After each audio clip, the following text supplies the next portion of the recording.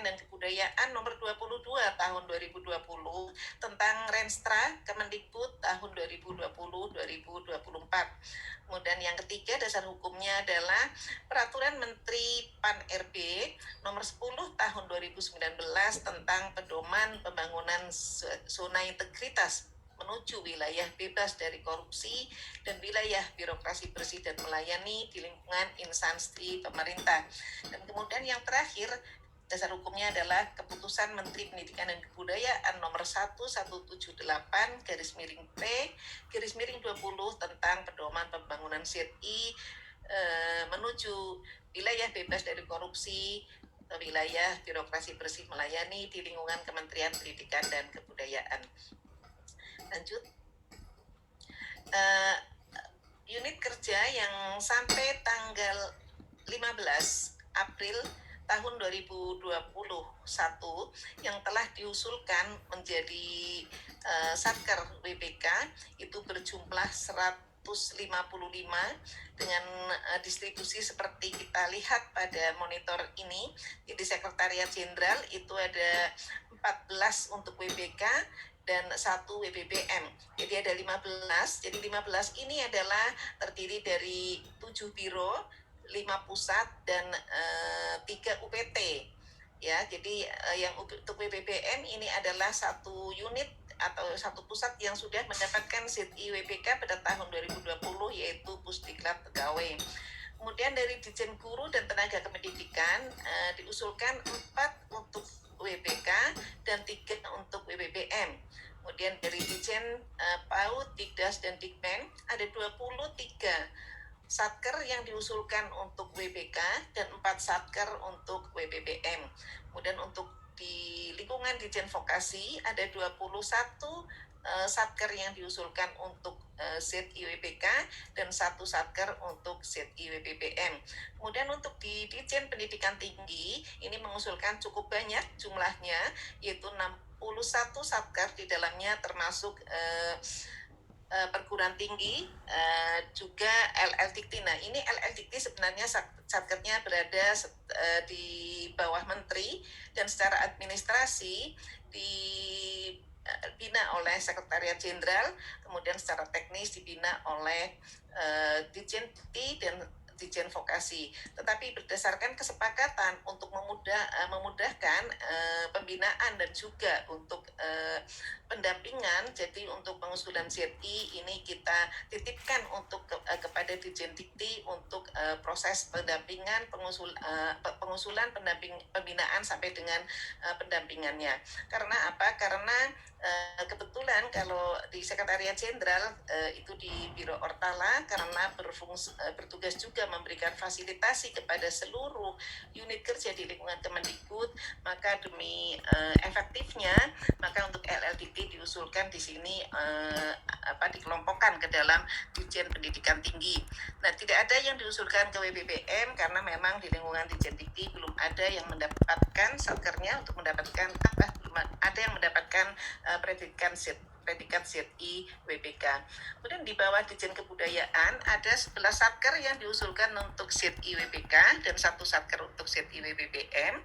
Kemudian di bawah Balitbank dan Pembukuan ini ada 8 satker untuk WPK dan 1 satker untuk WBBM. Badan Pengembangan dan Pembinaan Bahasa ada 13 satker untuk ZI WPK dan 1 satker untuk ZI WBBM. Jadi secara keseluruhan jumlahnya ada 155 satker yang diusulkan untuk ZI WPK dan 12 satker untuk usulan ZI WBBM.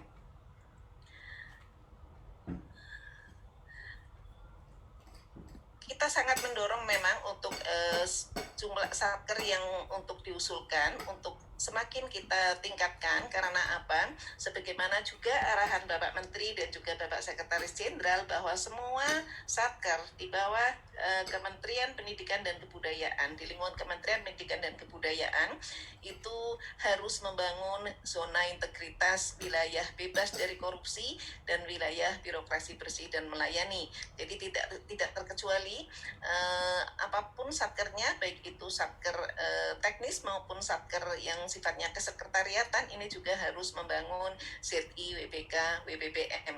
Oleh karena itu memang kita sangat mendorong untuk semua satker berusaha semaksimal mungkin untuk bisa meraih predikat ZI, WBK, WBBM dan juga nanti mengimplementasikan semua kriteria di dalam ZI, WBK, WBBM itu di dalam pelaksanaan tugas dan juga pemberian pelayanan. Jadi ini untuk di bawah Sekretariat Jenderal yang WBBM ini adalah Pusat Pendidikan dan Pelatihan Pegawai. Kemudian ZI WBK ini ada 7 biro ya, dari semua biro yang ada, mulai dari Biro Perencanaan, Keuangan dan BUMN, Biro SDM, Biro Organisasi dan Tata Laksana, Biro Hukum, Biro Kerjasama dan Humas, dan juga Biro Umum dan Pengadaan Barang dan Jasa. Kemudian untuk pusatnya itu ada 5, yaitu Pusat Penguatan Karakter, Pusat Prestasi Nasional, Pusat Layanan Pembiayaan Pendidikan, Pusat Data dan Teknologi Informasi, dan di sini ada 3 balai di bawah Pusdatin, yaitu Balai Pengembangan Media, Televisi Pendidikan dan Kebudayaan, kemudian Balai Pengembangan Media, Radio Pendidikan dan Kebudayaan, dan yang terakhir adalah Balai Pengembangan Multimedia, Pendidikan dan Kebudayaan. Lanjut. Untuk di Direktorat Jenderal GTK ini ada 3 satker yang diusulkan ZI WBBM. Yang pertama adalah Pusat Pengembangan dan Pemberdayaan Pendidik dan Tenaga Kependidikan ya, P4TK Penjas BK. Kemudian yang kedua adalah P4TK IPA dan yang ketiga adalah P4TK Matematika. Kemudian untuk yang ZIWBK ada 4 yang diusulkan, yaitu Pusat Pengembangan P4TK Bahasa, kemudian P4TK TK dan PLB, kemudian P4TK Kewarganegaraan dan Ilmu Pengetahuan Sosial, dan kemudian yang keempat adalah Lembaga Pengembangan dan Pemberdayaan Kepala Sekolah dan Pengawas Sekolah LP2 KSPS. Lanjut. Untuk di bawah Ditjen PAUD Dikmen ini ada 4 yang untuk ZI WBBN, yaitu Balai Pengembangan Pendidikan Anak Usia Dini DP PAUD Dikmas Provinsi Jawa Timur, kemudian LPMP Provinsi Jawa Timur, kemudian LPMP Provinsi Riau, kemudian PP PAUD Jawa Tengah, PP PAUD Dikmas Jawa Tengah. Kemudian yang untuk ZI WBK itu ada berapa ini? Kok tidak terlihat? Ada 23 ya tadi. Jadi yang pertama di unit utamanya ada Direktorat PAUD, kemudian Direktorat SMA, kemudian Balai Pengembangan BP PAUD Dikmas Nusa Tenggara Barat, kemudian BP PAUD Dikmas Kalimantan Selatan, BP PAUD Dikmas Sulawesi Tengah, Banten, Sulawesi Selatan, Sumatera Selatan, Papua, dan Aceh. Kemudian LPMP-nya adalah LPMP Sulawesi Tengah, Bengkulu, Sumatera Selatan, Bangka Belitung, Banten, Gorontalo, Jambi, Kalimantan Tengah, Aceh, Papua Barat, Sumatera Utara, Kalimantan Selatan, dan Kepulauan Riau. Kemudian lanjut untuk Direktorat Jenderal Pendidikan Vokasi yang diusulkan ke WBBM adalah Balai Besar Penjaminan Mutu Pendidikan Vokasi Mesin dan Teknik Industri ya, ini karena sudah mendapatkan ZI WBK. Kemudian untuk ZI WBK ini ada 20 satker, yaitu yang pertama adalah BP MPV bidang B ya, bukan BP BPP MPV bidang KPTK. Kemudian Politeknik ini ada 20 Politeknik Perkapalan Negeri Surabaya, Politeknik Elektronika Surabaya, Politeknik Negeri Manado, Politeknik Negeri Malang, Politeknik Negeri Bali, Politeknik Negeri Jakarta, Politeknik Pertanian Negeri Payakumbuh, Politeknik Negeri Padang, Politeknik Negeri Pontianak, Politeknik Negeri Jember, Politeknik Negeri Batam, Politeknik Negeri Kupang, Politeknik Negeri Bengkalis, Politeknik Negeri Subang, Politeknik Pertanian Negeri Samarinda, Politeknik Negeri Balikpapan, kemudian Politeknik Manufaktur Negeri Bandung, kemudian Politeknik Media Kreatif Politeknik Negeri Media Kreatif, dan Politeknik Negeri Katapang, dan yang terakhir adalah Politeknik Negeri Lok Semawai. Ini untuk di Direktorat Jenderal Pendidikan Vokasi. Kemudian untuk Direktorat Jenderal Pendidikan Tinggi ini sangat banyak sekali, jadi tidak saya bacakan satu persatu. Ini kelompoknya adalah dari LLDikti, yaitu LLDikti, semua LLDikti ada 15, meskipun kita punya 16 LLDikti, akan tapi LLDikti yang ke-16 ini baru saja menjadi satker mandiri pada tahun 2021, jadi belum masih mempersiapkan diri untuk kemudian pengusulannya mungkin di tahun depan. Kemudian ada perguruan tinggi ya, dan perguruan tinggi ini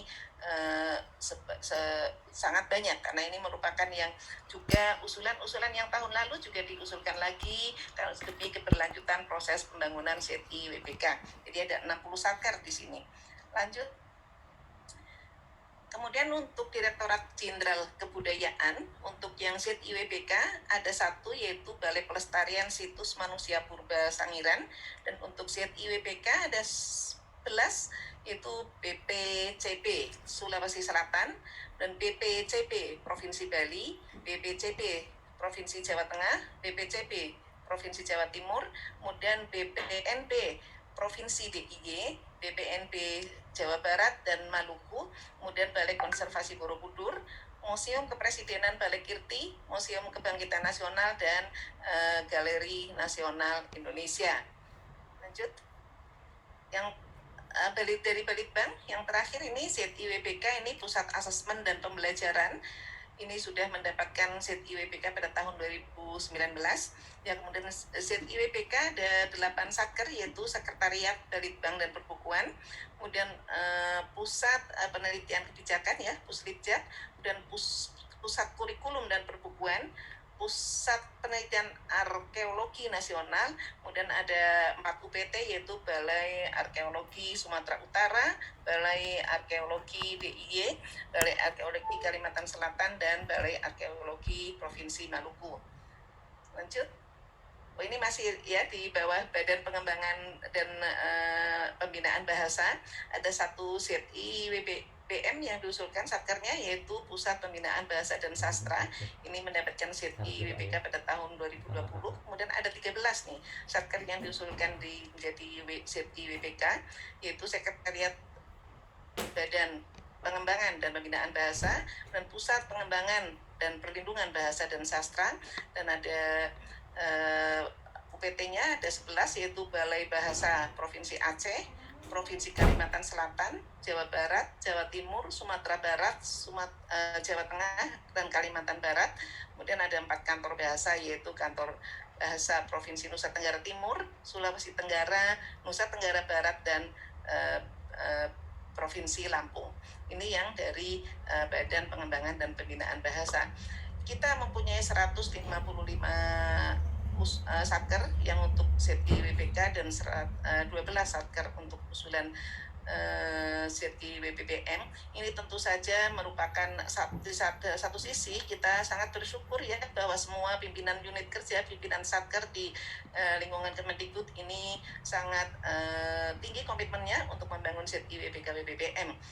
Karena ini di satu sisi seperti itu, dan di sisi yang lain karena memang juga untuk mendapatkan predikat ZIWBK dari TPN ini peluangnya ini juga semakin kesini semakin semakin kecil ya, karena di tahun 2020 dari usulan yang secara nasional, dari usulan yang masuk itu kalau dihitung perbandingannya yang mendapatkan predikat itu sekitar 20% dari semua usulan. Oleh karena itu kita juga, karena kalau kita ingin mendapatkan jumlah satker yang jumlahnya banyak sesuai dengan yang ditargetkan oleh Renstra, kita juga harus membina dan mengusulkan satker yang jumlahnya cukup banyak juga. Itu hal yang kedua. Dan hal yang ketiga adalah sebagai pemenuhan atau ketaatan kita pada kebijakan nasional dan juga kebijakan kementerian untuk semua satuan kerja untuk membangun ZIWBK WBBM. Lanjut. Nah, untuk berikutnya yaitu mengenai timeline pengajuan ZIWBK WBBM, nanti secara rinci kami akan mengundang nanti Bapak Sekretaris Inspektorat Jenderal sebagai Ketua Tim Penilai Nasional ZIWBK Kemendikbud.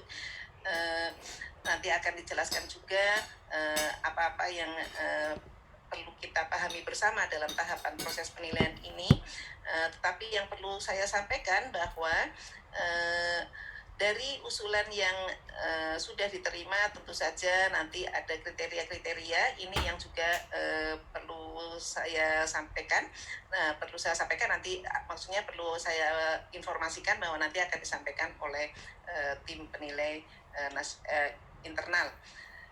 Mungkin untuk selanjutnya kami mengundang Bapak Sekretaris Inspektur Jenderal sebagai Ketua Tim Penilai Internal ZIWBK WBBM Kemendikbud untuk menyampaikan hal-hal yang sudah kita diskusikan sebelumnya dan kita ingin sosialisasikan kepada Bapak Ibu Kepala Satker atau yang mewakili untuk dipahami bersama.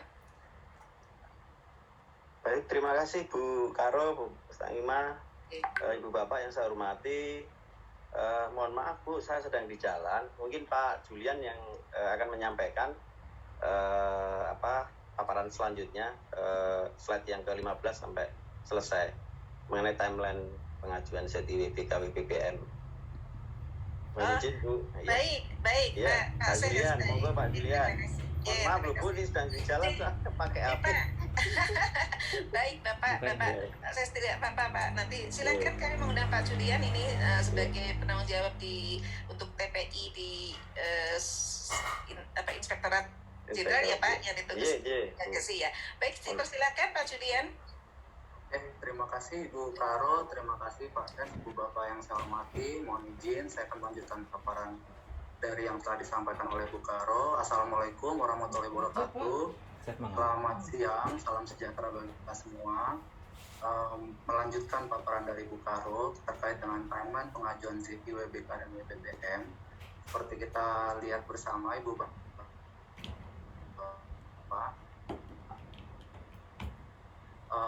kita ketahui faktor yang diusulkan pada tahun 2021 ini 155 untuk WBK dan 12 untuk WBBM. Data satker tersebut sudah kami terima dan sekarang kita masuk di tahapan timeline yang pertama. TPI akan menilai dan melakukan verifikasi dari calon satker yang diusulkan oleh pimpinan unit eselon 1. Selanjutnya habis kita melakukan verifikasi, maka kami akan menyampaikan kepada satker untuk melakukan perbaikan, menindaklanjuti hasil verifikasi terhadap pengisian LKE, PMP, ZIWBK, WBBM dari TPI. Setelah kita mengusulkan melakukan verifikasi, satker melakukan perbaikan, maka satker dapat menyampaikan hasil perbaikan tersebut kepada TPI. Untuk selanjutnya oleh TPI langsung dibuat pleno menetapkan siapa-siapa saja, mana-mana saja satker yang ikut dapat dipesertakan kontestasi menuju ZIWBK WBBM. Dan kalau kita lihat di sini, penyampaian satker ke Menpan itu timeline-nya masih sampai dengan deadline-nya itu sampai dengan 31 Mei. Ini sesuai dengan informasi yang kami terima terakhir. Jadi ini mungkin dalam waktu 1,5 bulan ini, tahapan-tahapan timeline ini harus dapat kita selesaikan semuanya sampai kita dapat mengusulkan satker-satker ke Menpan. Selanjutnya, berbicara terkait dengan kriteria dan LKE ZIWBK WBBM, kami rasa ini Ibu Bapak juga sudah memahaminya, mungkin hanya singkat saja coba kami jelaskan. Ini syarat pengajuan zona integritas di syarat tingkat instansi pemerintah ini, bahwa WBK itu minimal opini BPK-nya itu adalah WDP, dan kalau WBBM opini BPK-nya minimal WTP. Jadi kami amat sangat berharap bahwa tahun ini nilai opini laporan keuangan Kemendikbud itu mencapai nilai WTP. Karena apabila tidak mencapai nilai WTP, maka otomatis informasi dari Menpan bahwa 12 satker yang kita usulkan untuk ikut kontestasi ZIWBBM di tahun 2021 ini otomatis tidak dapat kita usulkan karena opininya kita tidak sampai dengan WTP.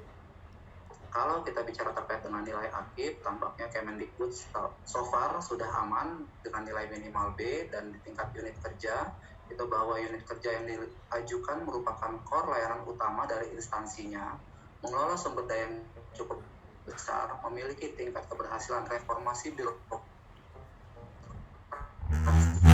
cukup tinggi di unit tersebut, dan untuk di WBBM telah LHKSN dan LHKPN harus 100%. Minimal syarat penetapan tampaknya masih sama seperti sebelumnya. Kalau di WBK itu adalah 75, di WBBM 85 dengan masing-masing nilai minimal pengungkit 40 di WBK, 48 di WBBM. Bobot nilai minimal per area per pengungkit 60% di WBK, 75% di WBBM. Dengan nilai yang sama 18,5 WBK dan WBBM itu untuk nilai komponen hasil terwujudnya pemerintah yang bersih dan bebas KKN. Nilai subkomponen survei persepsi anti korupsi minimal juga sama WBK dan WBBM 13,5. Nilai subkomponen persentase PLHP minimal 5, dan nilai komponen hasil terwujudnya peningkatan kualitas pelayanan publik kepada masyarakat minimal 16 di WBK dan 18 di WBBM. Ini adalah rincian di masing-masing komponen, di komponen pengungkit dan komponen hasil. Di komponen pengungkit ada 6 area. Ini kalau kita lihat di WBK minimal nilainya 75, di WBBM 85. Tapi ternyata bukan hanya total nilainya saja yang perlu kita perhatikan, bahwa ternyata di masing-masing area itu juga ada nilai minimal yang harus dicapai oleh Satker yang ingin mendapatkan predikat ZI WBK ataupun WBBM. Kita lihat di sini manajemen perubahan WBK nilai minimalnya itu 4,8, WBBM 6, penataan tata laksana 4,2 untuk WBK, 5,25 untuk WBBM. Coba kita lihat langsung ke penguatan pengawasan. WBK-nya 9, WBBM-nya 11,25. Dan kita lihat di bawah, di kualitas pelayanan publik, WBK-nya 16, WBBM-nya 18. Jadi, kalau misalnya Satker A ingin mendapatkan predikat ZI WBK, pada saat menilai LKE-nya, nilai totalnya 77,9. Kita lihat secara total ternyata memang sudah melewati 75, tapi ternyata di masing-masing area tersebut juga ada minimal nilai yang harus dicapai.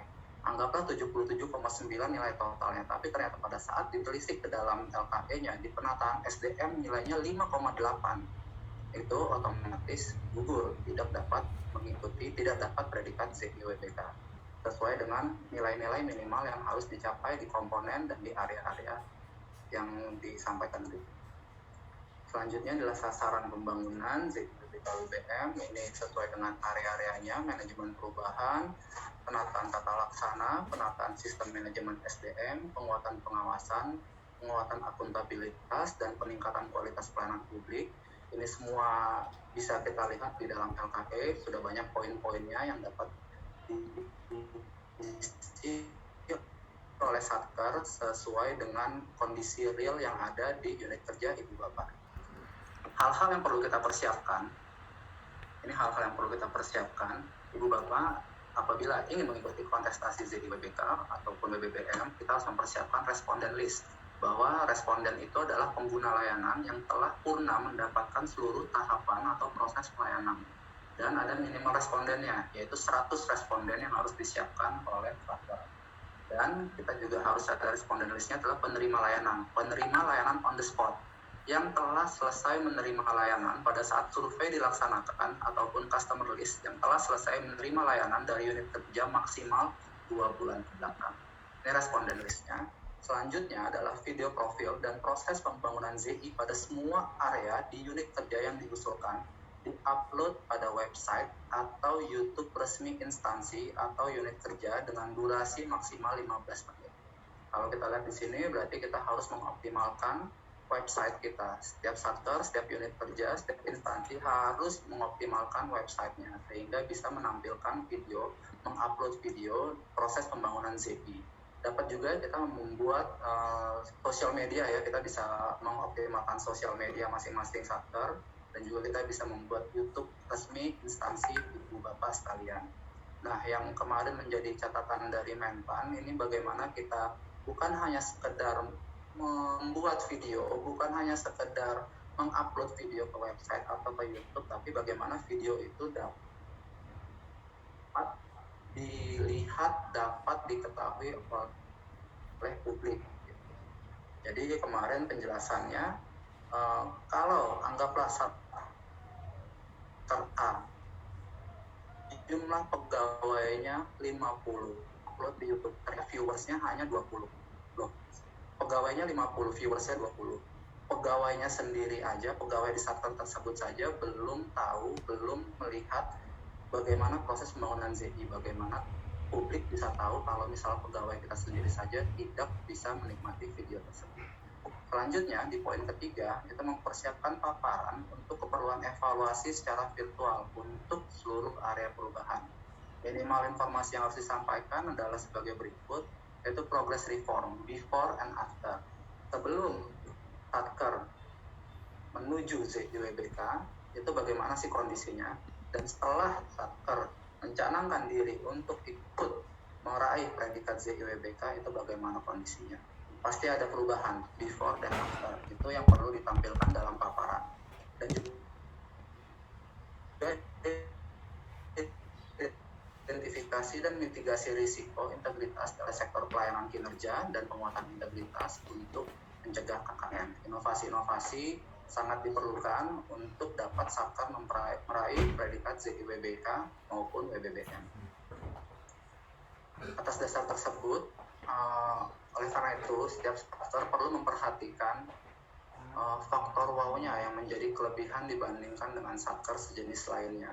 Ini menjadi catatan dari Menpan. Ibu Bapak yang saya hormati, pada hari Kamis kemarin, Inspektorat Jenderal bersama dengan Biro Kostala dan Menpan telah melakukan koordinasi dan kita mendapatkan informasi-informasi. Salah satu catatan dari Menpan adalah bahwa banyak satker-satker kita yang sudah menyatakan sudah mempunyai inovasi, gitu. Katanya sudah ada inovasi, tapi setelah dilihat inovasinya itu belum ada wow factornya. Nah itu dia, sudah ada inovasi tapi inovasinya hanya sebatas inovasi aja, belum ada wow factornya. Itu menjadi catatan dari Menpan. Oleh karena itu ini menjadi tantangan bagi Ibu Bapak yang akan diusulkan menjadi predikat ZIWBK WBBM, bagaimana bisa membuat inovasi yang memiliki wow factor yang menjadi kelebihan dibandingkan dengan satker sejenis lainnya.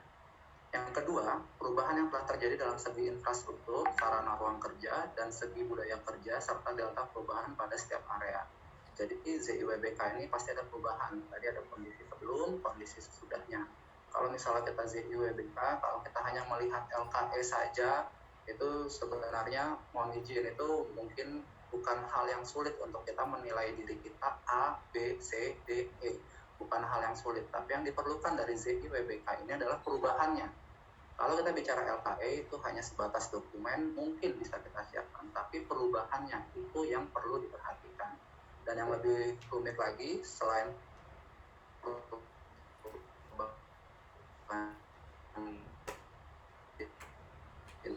infrastruktur yang menurut itu perlu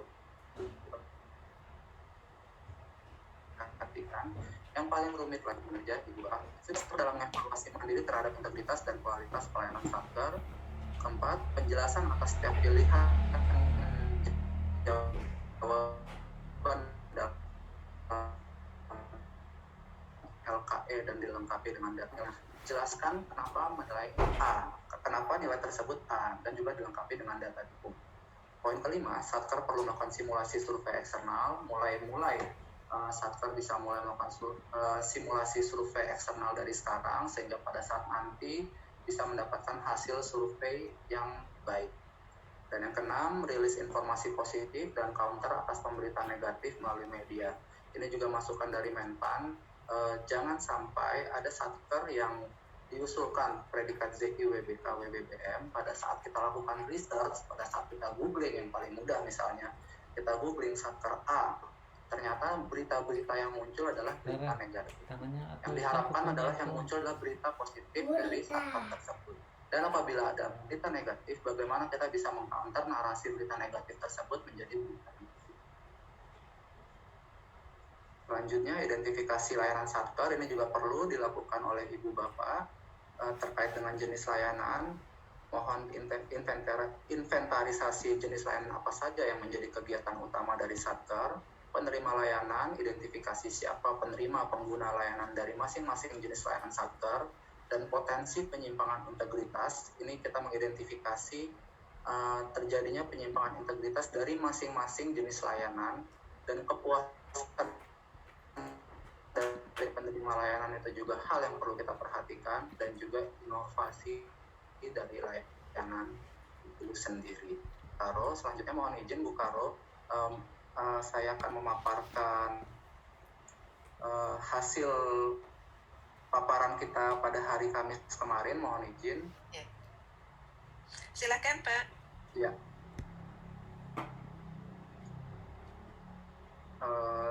Bu Bapak yang saya hormati, selanjutnya sebelumnya sudah kami informasikan bahwa Kamis kemarin Inspektorat Jenderal telah berkoordinasi dengan Biro Ortala dan Menpan.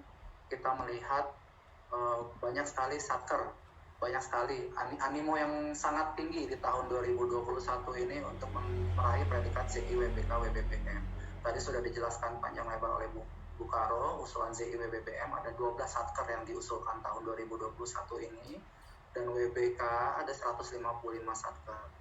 Kalau kita lihat tim penilai internal kita itu tidak sebanyak itu gitu, dan timeline kita cukup terbatas. Oleh karena itu dari total 167 Satker ini, kami merasa setelah berkoordinasi dengan Menpan dan Biro Ortala, kita perlu melakukan desk evaluation dari tim penilai internal, dan telah ditetapkan masing-masing kriteria dan kapan kita lakukan cut off dari desk evaluation tersebut. Oleh karena itu, berikut akan kami tampilkan, ini adalah kriteria desk evaluation untuk di tahapan ZI WBK. Jadi kalau misalnya 167 Satker tersebut, kami rasa Inspektorat Jenderal dengan Biro Ortala, kami tidak memiliki sumber daya manusia dan juga waktu untuk bisa melakukan evaluasi satu persatu ke tempat Ibu Bapak kalian. Oleh karena itu kita perlu menetapkan kriteria desk evaluation. Kita akan melakukan evaluasi cara data terlebih dahulu sebagai berikut. Ini tadi sudah disampaikan bahwa harus mencapai nilai minimal syarat penetapan di masing-masing komponen dan area. Satker tersebut harus LHKPN dan LHKASN-nya 100%, dan salah satu kriterianya lagi adalah nihil temuan Itjen dan nihil temuan material BPK selama 5 tahun terakhir. Nihil temuan material ini yang dimaksudkan nilai keuangan ya selama 5 tahun terakhir, dan nihil berita negatif selama 2 tahun terakhir, dan telah ditetapkan bahwa deadline desk evaluation TPI itu adalah tanggal 30 April 2021. Jadi kami harap sampai dengan 30 April 2021 kriteria-kriteria ini dapat dipenuhi sehingga kita bisa langsung lanjut ke tahap evaluasi selanjutnya. Tidak ada perbedaan dengan ZI WBK. Kalau di WBBM perbedaannya hanya satu. Sebenarnya sama-sama aja, ini mencapai nilai minimal syarat penetapan, LHKPN, LHKSN 100%, nihil temuan Itjen, nihil temuan material BPK 5 tahun terakhir, nihil berita negatif 2 tahun terakhir, dan yang membedakan adalah menindaklanjuti catatan hasil evaluasi TPI. Jadi Ibu Bapak yang saya hormati, bagi Satker-Satker yang telah meraih predikat ZI WBK sejak tanggal 4 April sampai dengan nanti 21 April, tim penilai internal Inspektorat Jenderal telah melakukan evaluasi. Jalan ke tempat Ibu Bapak melakukan evaluasi. Setelah mendapat predikat itu, apakah kinerja Ibu Bapak tetap baik gitu. Nah, kita sedang mendapatkan catatan hasil evaluasi dari TPI, dan apabila Ibu Bapak yang ingin mengikuti kontestasi ZIWBM diharapkan segera menindaklanjuti catatan hasil evaluasi dari tim penilai internal yang telah diserahkan. Deadline-nya masih sama di 30 April 2021, kita akan cut off untuk desk evaluation-nya. Berikut adalah catatan hasil evaluasi PPI atas Satker berpredikat ZI WBK. Mungkin ini lebih kepada Satker yang akan menuju WBBM yang telah dilakukan evaluasi oleh PPI. Ini adalah catatan-catatannya, mohon untuk segera ditindaklanjuti sehingga bisa kita masuk ke tahap berikutnya. 1 adalah satuan kerja belum melaksanakan monet secara berkala dan belum melibatkan pimpinan tinggi. Pemetaan identifikasi benturan kepentingan masih dilakukan pada fungsi kecil dari tugas utama. Yang ketiga, survei kepuasan secara umum belum dipublikasikan ke dalam website dan sosial media. Keempat, satuan kerja belum melakukan evaluasi atas manajemen risiko yang ditetapkan pada tahun 2020. Program unggulan belum terpublikasi dengan baik ke dalam media elektronik, website dan sosial media. Informasi publik mayoritas belum up to date. Misalnya Renstra-nya masih 2014-2019, Lakibnya masih 2019, survei kepuasan juga belum diupdate, dan rincian kegiatan juga belum diupdate. Sudah sekarang tahun 2021, Renstra-nya, Lakibnya, survei kepuasannya mohon untuk segera diupdate sehingga kita bisa melalui tahap desk evaluation untuk yang akan diusulkan WBBM. Selanjutnya, catatan tim penilai internal kami terhadap yang telah memiliki predikat ZIWBK bahwa agen perubahan hanya sebatas SK dan belum melakukan aktivitas yang dapat memberikan nilai tambah pada satker. Satuan kerja belum melakukan publikasi atas prestasi yang diraih. Masukannya adalah perlu dimunculkan galeri prestasi dalam website dan sosial media. Inovasi belum tergambarkan secara konkret, salah satunya penciptaan layanan satu pintu online yang masih harus dilakukan penyesuaian code maupun aplikasinya, dan pemanfaatan website maupun sosial media sebagai wadah komunikasi dengan stakeholders belum maksimal. Satuan kerja perlu koordinasi dan kolaborasi dengan stakeholders untuk membangun inovasi maupun program kerja yang tepat guna dan tepat sasaran dalam meningkatkan kualitas layanan.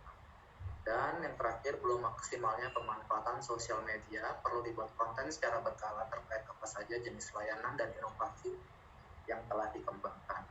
Mungkin demikian Ibu Bapak yang saya hormati, beberapa catatan dari hasil evaluasi yang telah dilakukan oleh tim Inspektorat Jenderal terhadap satuan kerja yang telah memiliki predikat ZIWBK, dan juga telah kami sampaikan kriteria-kriteria apa yang akan kami gunakan pada saat melakukan desk evaluation. Dan mohon Ibu Bapak dapat mencapai kriteria-kriteria yang telah disampaikan tersebut sampai dengan nanti tanggal 30 April kita dapat melakukan desk evaluation bersama antara Inspektorat Jenderal dengan Biro Portala. Mungkin demikian Ibu Karo, terima kasih atas waktunya. Assalamualaikum warahmatullahi wabarakatuh. Waalaikumsalam warahmatullahi wabarakatuh. Terima kasih Pak Julian untuk paparannya. Bapak Ibu sekalian, sebagai salah satu area di dalam ZIWBK ini adalah area pelayanan publik. Nah, ini juga ada satu kompetisi tersendiri mengenai layanan publik ini. Beberapa waktu yang lalu Biro Portala dan juga BKHM juga telah berkoordinasi dalam untuk kompetisi inovasi pelayanan publik yang juga diselenggarakan oleh Kemenpan RB. Ini ada satu kompetisi tersendiri dan nanti nilai dari kompetisi ini juga tentunya akan mempunyai andil di dalam penilaian reformasi birokrasi Kementerian Pendidikan dan Kebudayaan. Pada kesempatan ini juga untuk terkait dengan kompetisi inovasi pelayanan publik, saya mengundang dari Biro Kerjasama dan Hubungan Masyarakat untuk menyampaikan beberapa informasi kepada Bapak Ibu yang hadir. Saya undang Ibu Efrini, Kasubag TU Biro Kerjasama dan Hubungan Masyarakat untuk berkenan menyampaikan informasi terkait dengan kompetisi inovasi pelayanan publik. Persilakan Bu F. Baik, terima kasih Ibu Karo. Assalamualaikum warahmatullahi wabarakatuh. Salam sejahtera, salam sehat bagi kita semua. Izin Bapak Ibu share screen.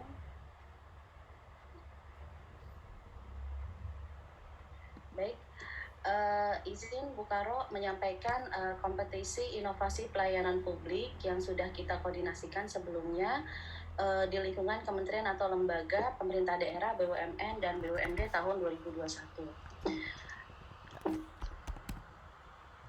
Inovasi pelayanan publik ini adalah yang dimaksud adalah terobosan jenis pelayanan baik yang merupakan gagasan atau ide kreatif orisinal dan atau adaptasi atau modifikasi yang memberikan manfaat bagi masyarakat baik secara langsung maupun tidak langsung, berdasarkan Peraturan Menteri Pan-RB Nomor 30 Tahun 2014 tentang Pedoman Inovasi Pelayanan Publik.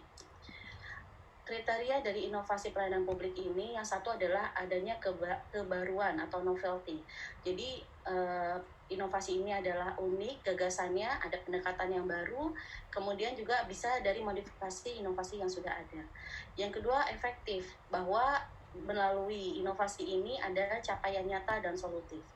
Kemudian bermanfaat atau ada dampaknya menyelesaikan masalah khususnya pada pelayanan publik. Kemudian yang keempat adalah dapat ditransfer, artinya inovasi ini dapat direplikasikan, diadaptasikan oleh UPP sejenis atau diadaptasikan ke dalam konteks lain. Terakhir yaitu berkelanjutan, bahwa dukungan keberlanjutan dari inovasi ini tetap dilaksanakan. Tujuan dari kompetisi inovasi pelayanan publik ini yang pertama adalah menjaring, mendokumentasikan, mendiseminasikan, dan mempromosikan inovasi sebagai upaya percepatan peningkatan kualitas pelayanan publik. Yang kedua, menjadi sarana pertukaran pengalaman dan pembelajaran. Jadi nanti di sini adalah tidak cuma kita, kementerian lembaga lain juga ikut mengikuti kompetisi ini, sehingga kita bisa melihat bagaimana inovasi-inovasi yang sudah dilakukan oleh KL lain terkait dengan pelayanan publik. Kemudian yang ketiga, memberikan apresiasi dan penghargaan bagi penyelenggara pelayanan publik yang inovasinya ditetapkan sebagai top inovasi pelayanan publik. Jadi nanti Bapak Ibu Satker yang mengikutkan inovasi pada kompetisi ini akan mendapatkan apresiasi dan penghargaan. Bagi yang mengikuti secara nasional masuk ke dalam Kemenpan Kemenpan itu akan mendapatkan seperti sertifikat yang ditandatangani sejenis sertifikat atau penghargaan. Kemudian memotivasi penyelenggaraan pelayanan publik untuk meningkatkan inovasi dan profesionalisme dalam pemberian pelayanan publik. Kemudian meningkatkan citra penyelenggara pelayanan publik, dan yang terakhir mendorong keberlanjutan inovasi di pelayanan publik. Pada KIPP 2021 ini sedikit berbeda dengan KIPP 2020. Mungkin Bapak Ibu di sini sudah ada yang pernah mengikuti ketika KIPP 2020. Yaitu yang pertama ada tema yang berbeda. Tema pada tahun 2021 adalah percepatan inovasi pelayanan publik untuk pencapaian tujuan pembangunan berkelanjutan melalui transfer pengetahuan di tatanan normal baru. Ini adalah tema di tahun 2021. Kemudian persyaratan yang juga berbeda pada KIPP 2021 ini adalah bahwa inovasi yang diajukan sudah diimplementasikan minimal 2 tahun untuk kelompok umum dan khusus, atau 1 tahun untuk kelompok replika. Nah, kemudian selainnya persyaratan inovasinya masih sama, yaitu memenuhi seluruh kriteria inovasi, relevan dengan salah satu kategori kompetisi, diajukan secara online melalui Sinovik, kemudian menggunakan judul yang menggambarkan inovasi dengan memperhatikan norma dan kepantasan, relevan dengan salah satu kelompok inovasi. Nah, ini adalah persyaratan inovasi yang diajukan dalam KIPP 2021.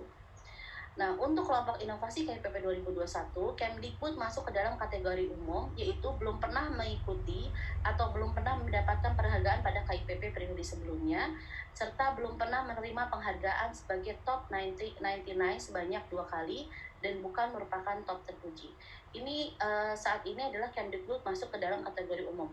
Tetapi tidak menutup kemungkinan bagi Bapak Ibu yang ternyata kami mungkin kurang informasinya, bahwa ada yang sudah mereplika inovasi yang merupakan adaptasi atau modifikasi inovasi yang termasuk dalam top 99 periode KIP 2014 sampai 2015. Nanti di sini Bapak Ibu bisa menyampaikan bahwa inovasi yang diajukan pada KIPP 2021 ini masuk ke dalam kategori umum atau pada replikasi.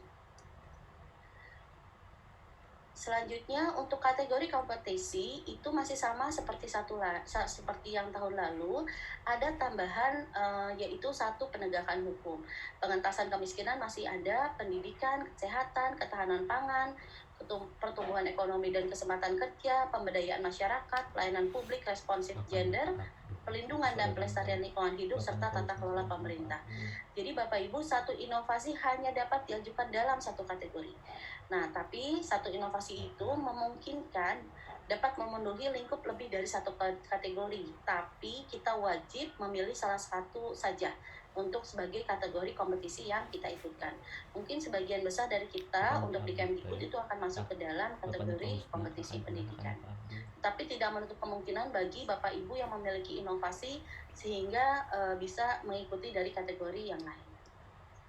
Untuk seleksi awal, untuk kelompok umum dan replikasi itu kita harus melakukan seleksi yang berada di kementerian. Yaitu kalau dulu memang kita tidak diberikan batasan untuk diajukan kepada Menpan, tapi saat ini kita hanya diberikan 10 inovasi terbaik untuk kelompok umum. Jadi di kementerian, di Kemdikbud nanti akan ada judul yang akan diajukan oleh Bapak Ibu, inovasi yang diajukan itu akan diseleksi administrasi dulu oleh tim, kemudian akan seleksi substansi sampai mendapatkan 10 inovasi terbaik. Nah, sedangkan untuk yang kelompok replikasi itu hanya 5 inovasi saja yang bisa diajukan. Nah, untuk kelompok khusus kita tidak termasuk karena untuk kelompok khusus ini adalah dapat undangan dari Menteri Pan-RB. Untuk media yang digunakan pengajuan lomba inovasi ini adalah melalui Sinovik. Nanti Bapak Ibu akan diberikan user dan bagaimana tahapan mengisi Sinovik tersebut oleh tim setelah Bapak Ibu mengumpulkan judul-judul inovasi yang akan diajukan untuk lomba ini. Untuk penilaian, ini ada aspek utama dan bobot dari penilaian proposal Bapak dan Ibu. Nah, yang baru dari tahun 2021 ini adalah nomor 3, kontribusi terhadap capaian nasional SDGs atau TPB, dan serta faktor penentu. Nah, aspek utama ini latar belakang dan tujuan, kesesuaian kategori, deskripsi inovasi, inovatif, transferabilitas, sumber daya, strategi keberlanjutan, evaluasi, keterlibatan pemangku kepentingan. Ini tetap sama akan jadi aspek utama dan bobot, aspek utama yang akan dinilai serta bobotnya. Nah, didapat di sini kita lihat di evaluasi ini adalah bobot paling tertinggi adalah 20%. Nah, di sini akan dilihat bagaimana respon layanan saat pandemi.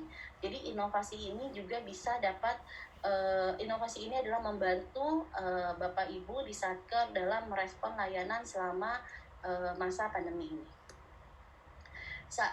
Kami sudah melayangkan surat kepada Sekretaris Unit Utama, mudah-mudahan Bapak Ibu sudah menerima, itu per tanggal 8 April tahun 2021, bahwa kami memohon agar Sekretaris Unit Utama untuk memberikan 10 inovasi terbaik yang bisa diajukan untuk kompetisi inovasi pelayanan publik tahun 2021. Di sini kita berharap sebenarnya masih berupa judul, belum dengan proposal tidak apa-apa. Nah, Bapak Ibu bisa mengisi dari tautan ini, formulir Kemdikbud, nanti surat bisa kami share di chat supaya jika Bapak Ibu belum menerima surat tersebut. Sampai saat ini baru terkumpul dari 22 satker yaitu sebanyak 50 inovasi. Nah, memang kami berharap kemarin besok 18 April sudah selesai, tetapi kami undur sampai dengan 20 April. Kami mohon Bapak Ibu yang hadir pada acara hari ini bisa segera mengumpulkan at least mengisi dulu di formulir Kemdikbud, yaitu berupa judul dan apa inovasi yang dilakukannya. Nah, untuk tahapan seleksi, nanti Bapak Ibu dari semua unit utama yang sudah mengusulkan 10 inovasi terbaik, itu akan dilakukan seleksi administrasi oleh tim di BKHM bersama dengan Ortala sehingga mendapatkan 45 inovasi terbaik. Nah, setelah itu dari 45 inovasi terbaik ini kami akan memberikan pendampingan bagaimana mengisi di Sinovac, proposalnya dan sebagainya sehingga nanti kami akan mendapatkan 10 inovasi terbaik. Nah, 10 inovasi terbaik ini yang akan diikutkan kompetisi KIPP di Kementerian Pan-RB. Nah, untuk pengajuan proposal di tahap 1 ini nanti 90 inovasi yang sudah masuk ke dalam kami akan ditunjuk, akan diberikan akun Sinovik oleh kami. Nah, baru nanti Bapak Ibu mengisi di dalam Sinovik tersebut, proposal tersebut. Kemudian nanti di tahap seleksi kami juga akan memberikan pendampingan serta penilaian terhadap proposal-proposal yang sudah Bapak Ibu ajukan melalui tautan Sinopik. Timeline kompetisi kami berharap sebenarnya sampai tanggal 18 April ini sudah kumpul semua, tapi kelihatannya akan mundur sampai dengan tanggal 20. Kami mohon bisa Bapak Ibu bisa segera mengumpulkan juga kepada kami. Kemudian nanti proposal diajukan melalui akun Sinofik itu kami buka sampai dengan 25 April. Nah, 26 April sampai 2 Mei itu kami akan seleksi administrasi untuk mendapatkan 45 inovasi terbaik, dan kemudian dilanjutkan tanggal 3 sampai 9 Mei kami akan seleksi untuk 10 inovasi terbaik. Nah, ini adalah catatan dari Menpan RB, Kemenpan RB, bahwa bagaimana kelemahan dalam penulisan proposal, bahwa tidak lengkap atau lemah dalam menjelaskan substansi, apa permasalahannya, bagaimana unsur inovasinya, bagaimana hasil dampak nyata untuk mengatasi masalah, dan keberlanjutan dan peluang untuk transfer. Kemudian inkonsistensi antara permasalahan, strategi inovasi, dan hasil yang dicapainya. Kemudian juga data pendukungnya lemah, tidak memiliki database atau achievement, serta menggunakan data kualitatif yang tidak memperlihatkan progres perubahan atau capaiannya, serta data pendukung kurang. Nah, kemudian nilai marketing atau packaging juga masih lemah, serta kualitas bahasa penulisan menggunakan masih seperti bahasa lisan dan banyak menggunakan kalimat-kalimat kembang ya, artinya tidak straight to the point gitu apa yang akan dijelaskan. Demikian penjelasan dari saya. Terima kasih Ibu Karo. Mudah-mudahan setelah ini Bapak Ibu dari UPT maupun satker lain bisa segera mengumpulkan inovasi-inovasinya kepada kami. Terima kasih Ibu Karo. Wassalamualaikum warahmatullahi wabarakatuh.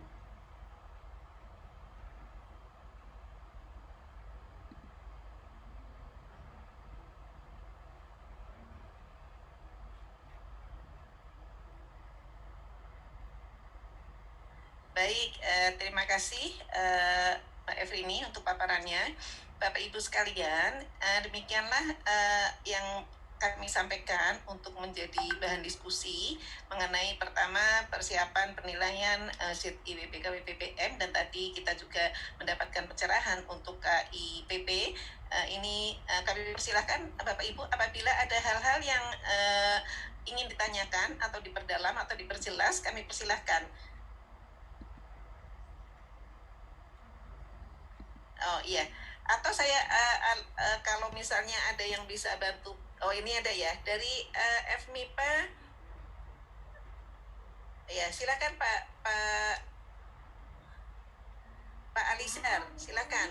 Ini nanti juga mohon teman-teman dari Biro Ortala dan dari Sekretariat Inspektorat Jenderal untuk mengambil pertanyaan-pertanyaan yang mungkin sudah dituliskan di chat room untuk nanti bisa disampaikan secara sekilas dan kita bisa diskusikan bersama. Tapi ini dari Bapak Ibu yang secara langsung Pak yang ingin menanyakan tadi sudah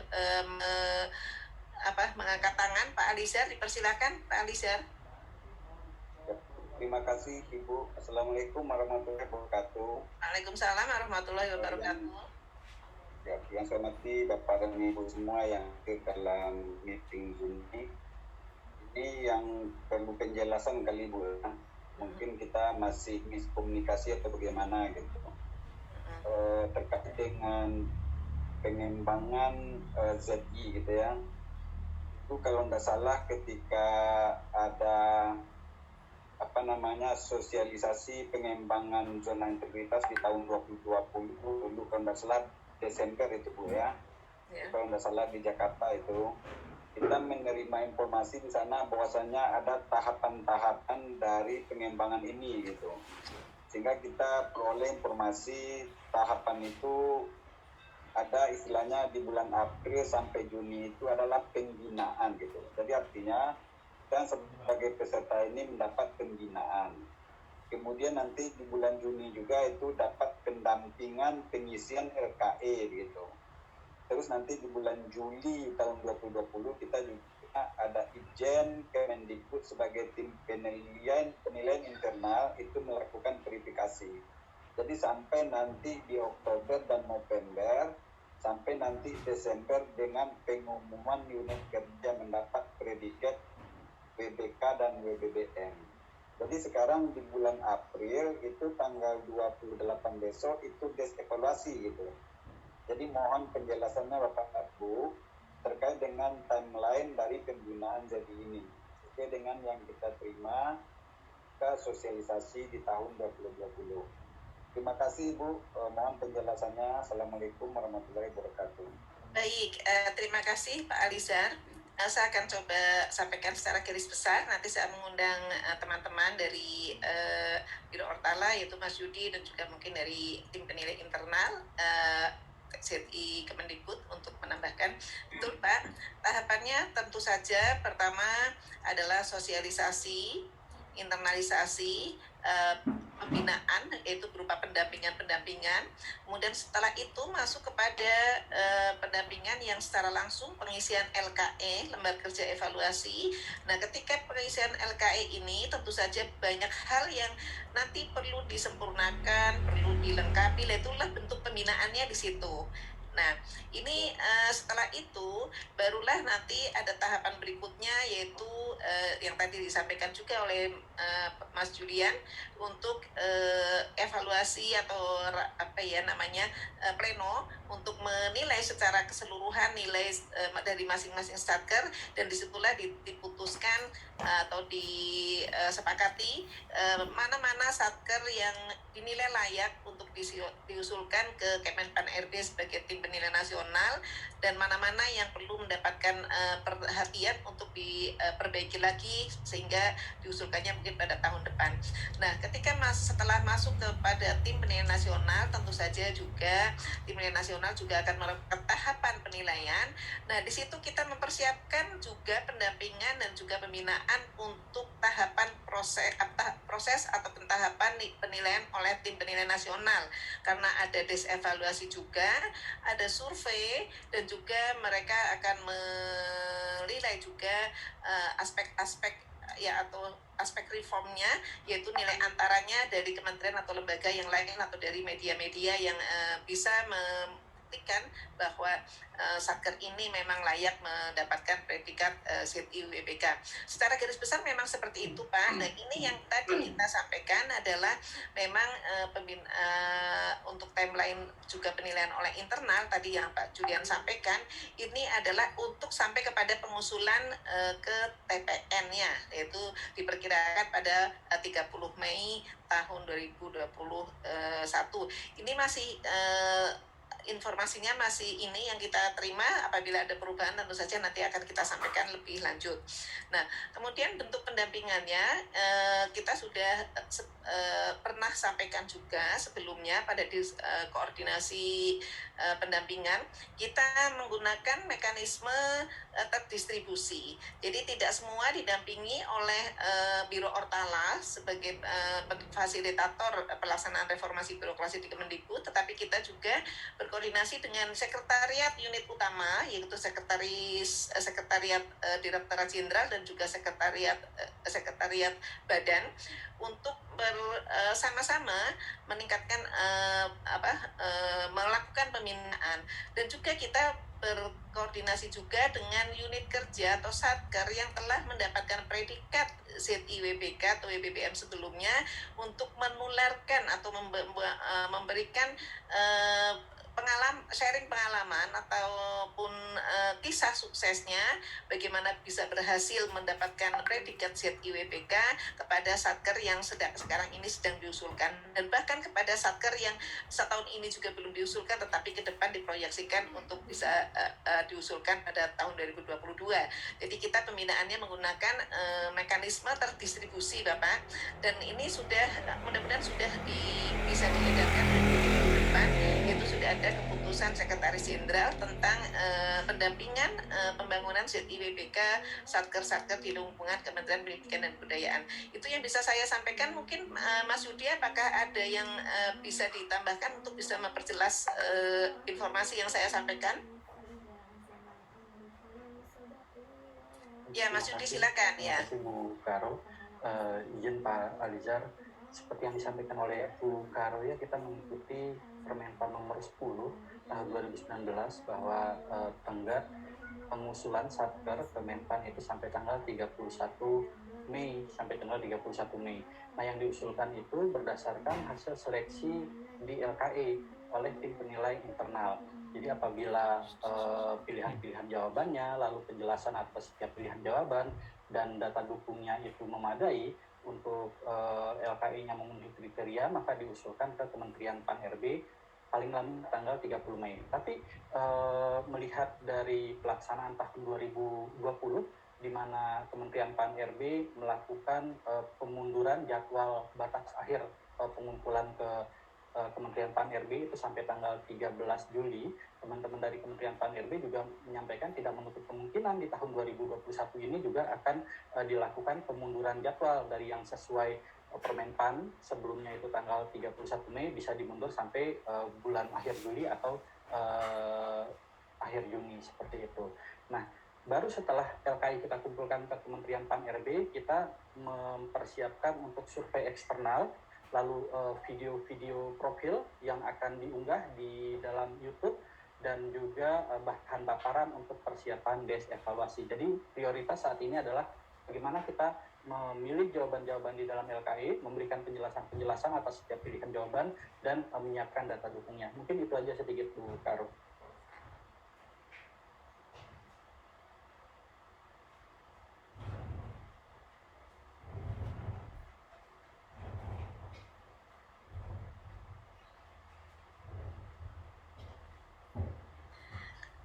Ini unmute-nya harus dioper ke host ini. Jadi mohon maaf agak delay tadi. Terima kasih Mas Yudi untuk informasinya. Pak Julian, apakah ada yang perlu ditambahkan terkait dengan pertanyaan Pak Alizar tadi? Halo Pak Julian. Ya, silakan. Tampaknya cukup Bu ya. Sudah cukup ya, sudah sangat jelas apa yang disampaikan oleh Bu Karo. Tapi tampaknya Pak Alizar lagi angkat tangan lagi tuh Bu, ada pertanyaan lanjutan mungkin. Oke, baik. Mungkin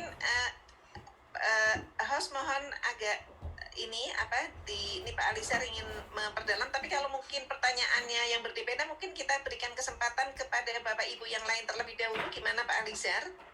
Sebentar Bu, ini sambungan sebetulnya. Sambungan Bu, ya mungkin mudah-mudahan bagi kawan-kawan yang lain juga dipertanyakan gitu. Tadi kan saya lihat dari presentasinya Pak Julinas gitu ya, kan ada desk evaluasi bulan April gitu ya, tanggal 25 atau 28 April Pak ya. Nah, kemudian terkait ini apa kira-kira yang perlu kami persiapkan dalam waktu yang dekat ini gitu? Itu pertanyaan. Saya Julian Pak, atau enggak nanti panggil aja Jule Pak. Agar gampang. Ya, jadi ini Pak Julian ini lebih suka dipanggil Jule biar kayak artis Pak, suka punya Jule. Saya di kantor dipanggilnya Jule. Ya, tentu Pak Jule, apa kira-kira yang kita persiapkan gitu ya dalam waktu yang dekat ini gitu? Jadi memang Pak, kenapa kami merasa perlu kita ada desk evaluasi dari TPI, berangkat dari konsepnya dulu Pak, ini kan ada 167 yang diusulkan. Kalau misalnya 167 ini yang diusulkan, habis itu nanti kalau kita lihat timeline-nya di Permenpan 2019 itu tanggal 31 Mei itu sudah harus final yang diusulkan Permenpan. Kan kita harus melakukan filtering Pak, kita bikin shortlist. Semuanya itu tidak dapat, tidak menutup kemungkinan ya semuanya diusulkan, tapi kita TPI harus melakukan penilaian terlebih dahulu sebelum diusulkan Permenpan. Kalau kita melihat timeline-nya hanya 1,5 bulan sisanya, berarti kita harus melihat evaluasinya juga harus ke lapangan. Tampaknya sumber daya manusia dan waktu kita antara TPI, Inspektorat Jenderal dan Biro Ortala itu tidak mungkin. Oleh karena itu kita menetapkan kriteria-kriteria. Ini adalah kriteria yang sejalan dengan apa yang akan digunakan oleh Menpan.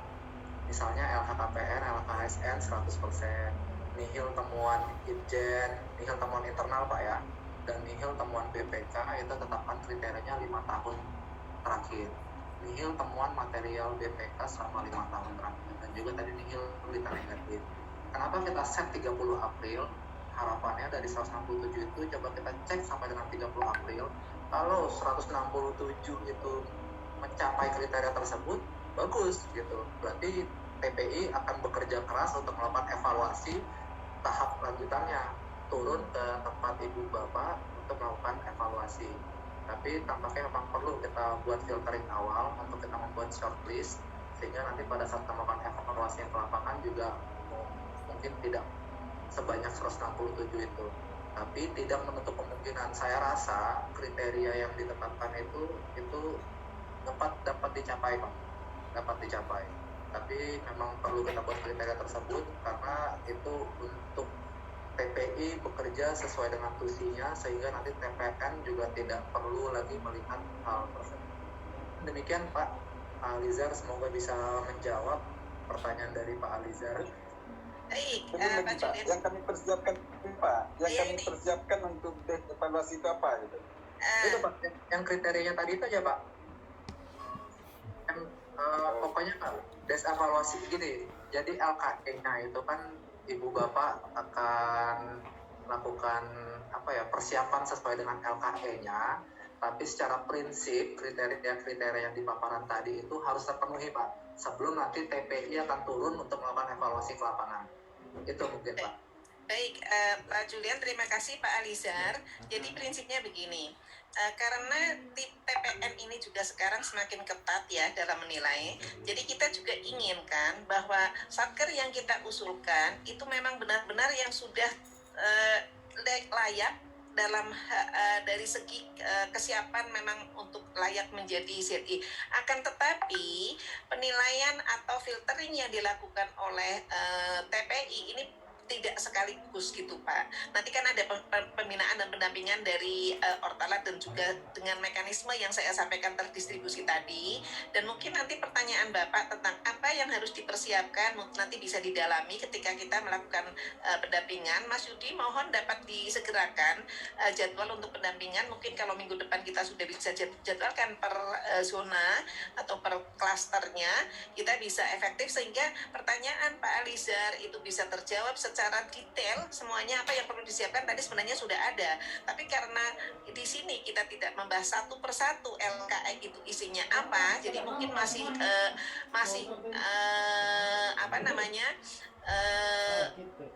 abu-abu gitu ya Pak ya, masih blur gitu ya. Tapi nanti ketika pendampingan, mungkin ketika kita melakukan apa saja, mendalami apa saja isi dari LKE, kemudian apa saja isi dari aspek reform yang akan dinilai dan juga aspek hasil dari pembangunan ZI itu, itulah yang nanti bisa Bapak Ibu lakukan untuk persiapan. Tetapi pada prinsipnya Pak, semua yang ada di Kemendikbud nomor 1227 tentang pedoman pembangunan ZI, itulah Pak yang harus disiapkan. Jadi mohon nanti Bapak Ibu bersama tim mencermati lagi apa yang harus apa yang ada di dalam Kemendikbud 1227, kalau nggak salah saya nomornya tadi agak lupa, itu untuk menyiapkan apa-apa yang perlu di satker masing-masing untuk pembangunan ZI, WPK, WPPM. Demikian Pak Alizar. Nah, ini saya terima kasih kembali. Kita beranjak ke yang berikutnya. Ini saya membaca, kebetulan ini ada pertanyaan yang sangat bagus sekali terkait dengan WBS, whistleblowing system. Di situ yang ditekankan hanya korupsi, tapi kolusi dan nepotismenya tidak disebutkan atau tidak ditekankan. Apakah ini artinya dalam WBS itu yang boleh dilaporkan atau boleh yang ditangani itu hanya yang terkait kolusi? Saya ingin menyampaikan di sini bahwa memang korupsi itu merupakan ujung dari beberapa proses, diantaranya adalah proses kolusi dan nepotisme. Tetapi untuk lebih jelasnya, Bapak Inspektur, apakah ada Inspektur 1 atau 2 atau 3 atau 4 atau Inspektur investigasi, mohon dapat diberikan pencerahan kepada kita semua mengenai pertanyaan yang ada di chatroom ini, yang pertanyaan dari Bapak atau Ibu Musmulyadi ya Bapak ya, berarti ya dari Bapak Musmulyadi, Bapak Inspektur. Kalau ada yang hadir di sini, Bapak Inspektur. Izin Bu, Bu Karo. Ya silakan, ya Pak Inspektur silakan.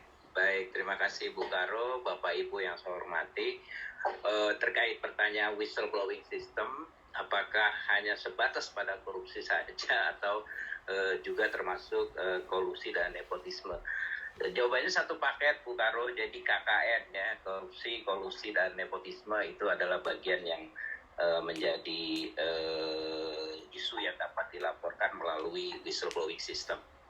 Kemudian satu Bu Karo, di luar itu saya usulkan nih kalau disetujui, kita lakukan lagi sosialisasi lagi sebelum pendampingan satu kali lagi Bu Karo, lebih kepada pembahasan LKE secara lebih rigid karena hari ini kita tidak sempat, dan dengan menghadirkan 2 atau 3 satker yang kemarin lolos Bu sebagai semacam kita sharing pengalaman, membagikan kiat sukses mereka kepada teman-teman. Misalnya Politeknik, satu diambil Politeknik untuk nanti teman-teman dari pendidikan tinggi bisa mengkloning, bisa mengadopsi, mengimprovisasi sebagai pedoman untuk melangkah di tahap berikutnya. Kemudian dari sisi UPT, LPMP, Badan Bahasa atau Balai bisa dihadirkan. Jadi itu Bu, selain kita mengupas LKE-nya secara agak lebih rigid, juga kiat sukses dari teman-teman yang sudah berhasil ya, misalnya Politeknik tadi yang saya sebut, tapi kalau bisa yang memang sudah mempersiapkan lama. Mohon maaf kalau misalnya seni budaya itu kan baru setahun ya mereka menyiapkan diri, saya pikir baiknya yang sudah 2-3 kali nyoba apa saja yang mereka lakukan perbaikan sehingga akhirnya menjadi berhasil. Saya pikir begitu Bu Karo usul saya. Terima kasih. Assalamualaikum.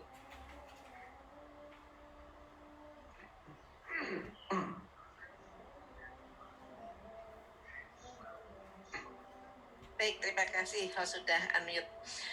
Terima kasih Pak Inspektur Pak Masrul untuk penjelasannya ya. Jadi satu paket ya, korupsi, kolusi, nepotisme itu ada satu paket seperti itu yang bisa dilaporkan ke WPS. Kemudian usulan tadi dari Pak Inspektur Mas Yudi, ini usul yang sangat baik sekali. Jadi nanti kita fokus bahas LKS bersama-sama untuk mendapatkan pemahaman bersama. Itu juga dimungkinkan nanti bisa diulangi di masing-masing klaster yang ada 14 klaster, tapi ini usulan Pak Inspektur tadi kelihatannya untuk secara keseluruhan terlebih dahulu, kemudian nanti pendalamannya di klaster-klaster masing-masing. Terima kasih sekali lagi untuk sarannya Pak Inspektur. Kemudian ada pertanyaan lagi nih terkait dengan temuan BPK yang tahun 2020. Ini kan baru diserahkan kepada unit kerja tanggal 17 April, ini baru sehari ya, baru hari ini malahan. Apakah itu termasuk juga dihitung sebagai kriteria atau sebelum temuan itu pada tahun tersebut? Gimana nih pertanyaannya? Apakah termasuk juga dihitung sebagai kriteria atau sebelum temuan audit tahun tersebut? Oh, artinya maksudnya pertemuan pada tahun-tahun sebelumnya. Ini Mas Julian yang jawab, Mas.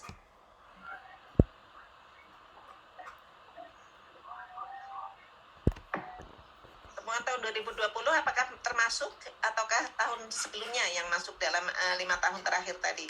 Ya Bu Karo, tampaknya ini baru keluar banget ya temuannya. Temuannya baru keluar banget.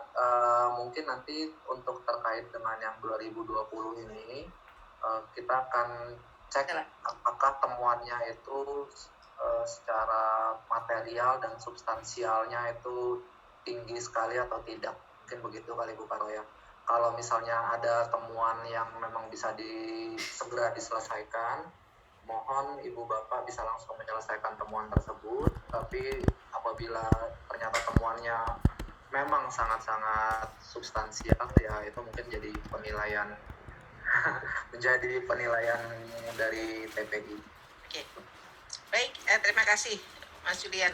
Jadi intinya kalau temuan yang sifatnya bukan substantif atau temuan yang sifatnya bisa segera ditindaklanjuti, segera diselesaikan ya. Jadi yang dilihat biasanya sebenarnya tindak lanjutnya ya atas temuan-temuan tersebut. Nah nanti ini mohon Mas Julian nanti di-fixkan untuk terkait khususnya untuk temuan yang tahun 2020, karena ini kalau misalnya semua ada temuan tapi ini menjadi penghalang, khawatirnya nanti sebenarnya dari aspek lain itu sudah bagus, tapi aspek temuan ini sebenarnya temuan ini bisa diselesaikan segera dan sebenarnya bisa memperbaiki juga.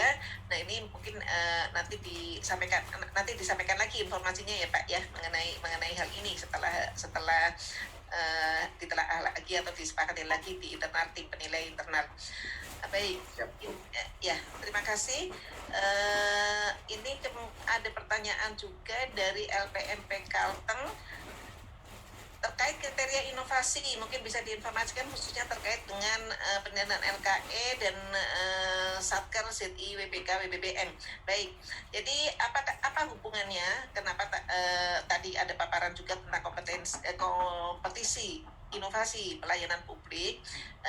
Ini karena sebenarnya di ZI WBK itu salah satu yang sangat utama yaitu adalah ujungnya adalah pelayanan publik, dan itu mendapatkan bobot yang sangat besar ya.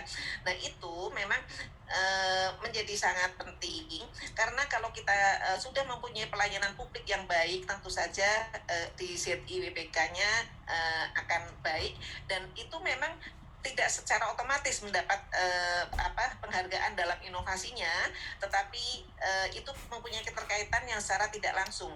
Artinya kalau suatu satker mempunyai pelayanan publik yang sangat baik, apalagi inovasinya juga sangat baik, tentu dalam aspek pemenuhan dan juga aspek reform dan juga hasil dalam ZI WBK itu akan mempunyai nilai yang positif atau nilai yang baik. Tetapi untuk mendapatkan 10 besar tadi yang disampaikan Bu Evelyn, itu ada kriteria yang lain lagi inovasinya. Jadi seperti itu penjelasan yang bisa kami sampaikan. Kemudian saya persilahkan Bapak Ibu yang lain dari Zoom apabila ingin bertanya. Ini gimana caranya yang lihatnya ini raise hand-nya nggak kelihatan. Silakan apabila ini dari BP MRPK, Balai Pengembangan Media Radio Pendidikan dan Kebudayaan ya, dari Jogja ya ini ya. Silakan Bu Erma. Terima kasih Bu Mustam. Maaf, selamat berpuasa. Saya mungkin maaf ini terkait dengan persiapan ZIWBK di kami itu ada sedikit kendala. Kalau saya lihat tadi terkait dengan kriteria tes evaluasi ini kan ada beberapa hal termasuk nihil berita negatif dua tahun terakhir ya. Di kami itu ada peninggalan warisan masalah, jadi masalah pembelian tanah yang sudah terkatung-katung ya sampai hari ini sudah tahun tahun keempat dan belum selesai. Nah, apakah ini akan merusak apa yang kami persiapkan? Itu aja, terima kasih. Baik, nanti ini langsung ke inspektorat investigasi saja ya Bu ya, jawabnya tidak di sini, nanti di sini pada tahu semua nanti yang mendengarkan di sini, jadi langsung Pak Inspektur investigasi, mohon bantuannya Pak Julian, mohon koordinasinya ya Pak. Terima kasih Bu Mus. Ya baik Ibu Mustang tadi manggilnya, alhamdulillah jadi Mustang. Baik, ini ada pertanyaan dari USU, satkernya apakah boleh diganti? Yang dulu itu sudah diusulkan adalah keperawatan. Bapak Ibu mohon izin, ini dari Pak Ihsan Siregar. Ini untuk usulan yang semua masuk ke Sekretariat Jenderal, ini sudah kami kirimkan kepada Inspektorat Jenderal untuk dinilai. Dan saya sudah menyampaikan kepada Inspektorat Jenderal bahwa tidak akan menambah usulan lagi, karena kemarin itu ada susulan ini membuat senewan juga nih Mas Julian sama teman-teman, ini kok nambah lagi gini. Jadi yang sudah diusulkan itu adalah 155 dan 12 itu sudah kami serahkan untuk ditangani oleh untuk persiapan penilaiannya, dan tapi pembinaannya juga oleh Biro Ortala dan juga oleh bersama-sama tadi dengan unit utama dengan sistem terdistribusi. Nah, ini jadi mohon yang sudah diusulkan yaitu batas keperawatan itu saja yang dilanjutkan. Kenapa? Karena ini melanjutkan itu paling tidak persiapan sebelumnya itu sudah ada, dan energi yang sudah dipakai untuk persiapan oleh ilmu fakultas keperawatan ini juga supaya bisa berkelanjutan prosesnya ya, supaya tidak sia-sia energi yang sudah tersalurkan untuk persiapan pada tahun lalu. Nah, untuk apabila ada fakultas lain nanti diusulkan di tahun depan saja, tetapi proses pembangunannya bisa dimulai dari tahun ini atau pembinaannya. Jadi begitu Pak Ihsan Siregar yang bisa saya sampaikan. Baik, apabila ada yang ingin bertanya, kita punya waktu sampai pukul 15.45 ya, masih 12 17 menit lagi. Dipersilakan ini Pak Supriyono dari BPPP MPV. Mana ini? Silakan Pak. Terima kasih atas kesempatannya Ibu Karo. Mendingan jabatannya ini disebut biar nggak salah sebut kayak tadi. Terima kasih Bu Karo. Mohon izin, kami telah berkirim surat ke Irjen, saya kira terkait dengan hasil evaluasi dari Menpan. Karena kan kami harus menindaklanjuti dan memperbaiki apa kekurangan kami sehingga kami bisa lebih bagus lagi untuk persiapan ke CFI, ke WBBM tentu saja. Jadi mohon yang itu bantuannya Ibu dari Ibu Karo dan juga dari Irjen, kapan kami bisa menerima hasil penilaian dari Menpan. Itu yang pertama. Yang kedua terkait dengan kriteria rekan-rekan kami pertanian, Dispar dan seni budaya itu tidak masuk diusulkan di dalam WBBM. Sementara satker yang lain yang perolehnya WBK-nya kemarin bareng itu diusulkan, tetapi rekan kami tidak. Apakah ada perbedaan kriteria penilaian, terutama karena memang kan masih belum sama-sama, belum 2 tahun. Dan yang ketiga, saya setuju dengan apa yang disampaikan oleh Mas Julian tadi, bahwa ada mengingat keterbatasan SDM, tadi ada standar yang bisa dipenuhi lah untuk mengusulkan BPK. Tetapi kalau melihat apa yang disampaikan hasil penilaian dari pendampingan atau penilaian dari Ijen maupun Biro Hortala barangkali, itu kan temuannya banyak sekali Pak. Dari satker yang mau diusulkan WBK maupun BPPM. Jadi masih banyak teman-teman yang harus ditindaklanjuti. Apakah dengan kekurangan kurangnya SDM, terus kemudian pendampingan yang dilakukan tadi disampaikan oleh Ibu Karo bahwa ada kerjasama dari satker yang sudah mendapatkan dan juga dari eselon satunya. Tetapi sekarang fakta di lapangan kami sedang berusaha masing-masing gitu. Masing-masing dari diri kami sedang berusaha untuk mendapatkan apa yang sedang kita usulkan. Jadi kecil kemungkinan kami juga melakukan pendampingan kepada satker lain. Mungkin itu Bu. Terima kasih. Baik. Saya jawab pertanyaan yang pertama. Mana hasilnya masukan yang tahun lalu gitu ya Pak?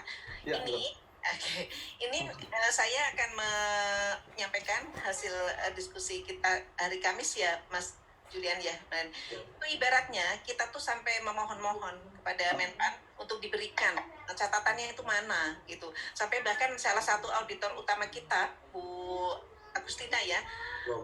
Iya, itu saya menyampaikan, ayo dong Kemenpan RB-nya juga reform, terbuka dong mana catatannya biar kami tahu. Itu sampai sekarang belum kita terima Pak.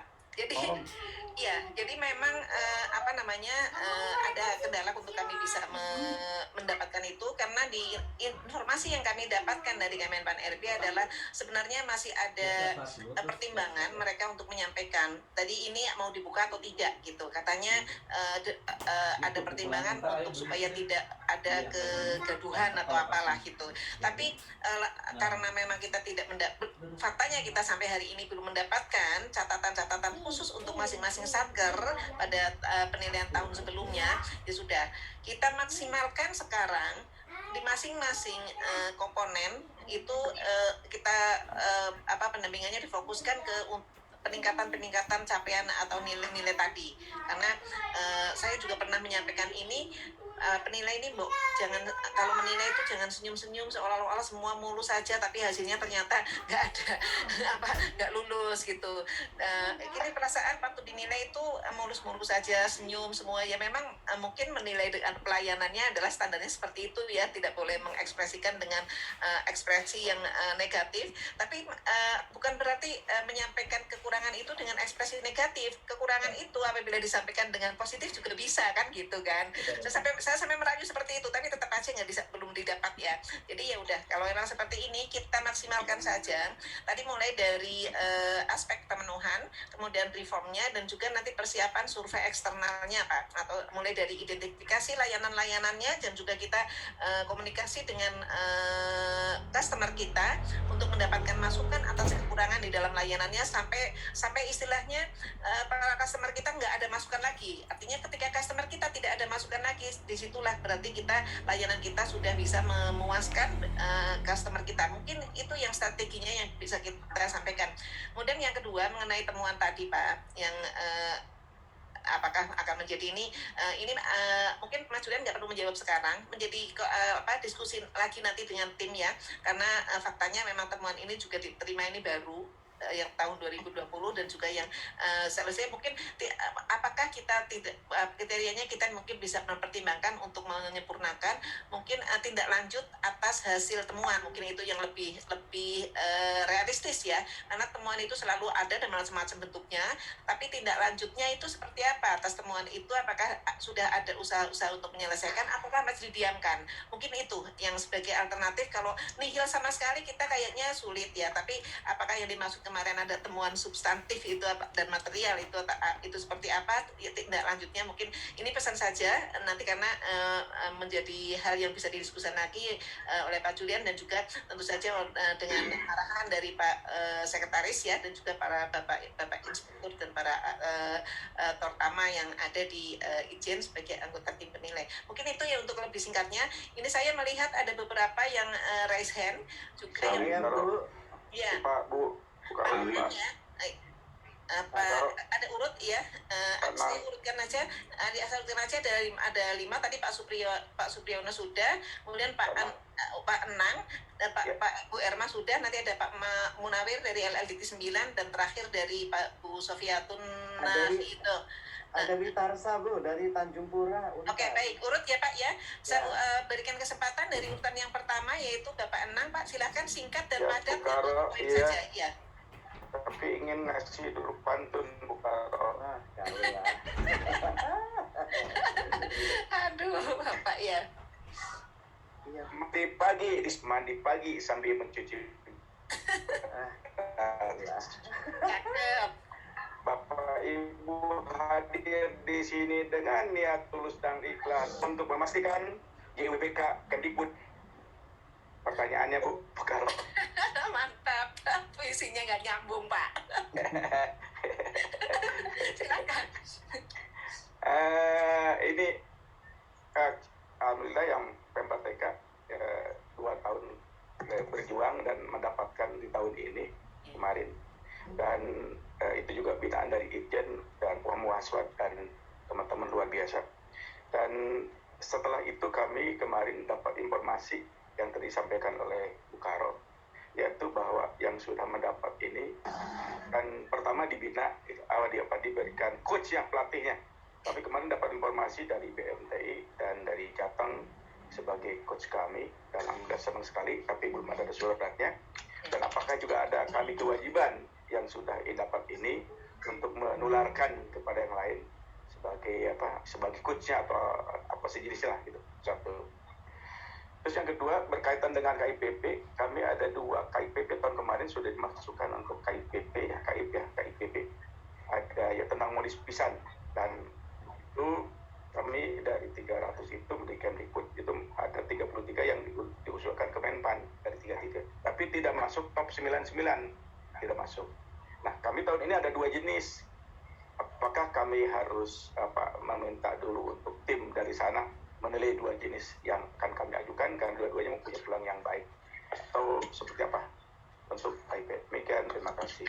Baik, terima kasih. Saya ingin jawabkan secara garis besar, nanti Mbak Evri ini mungkin bisa menambahkan terkait dengan KIPP.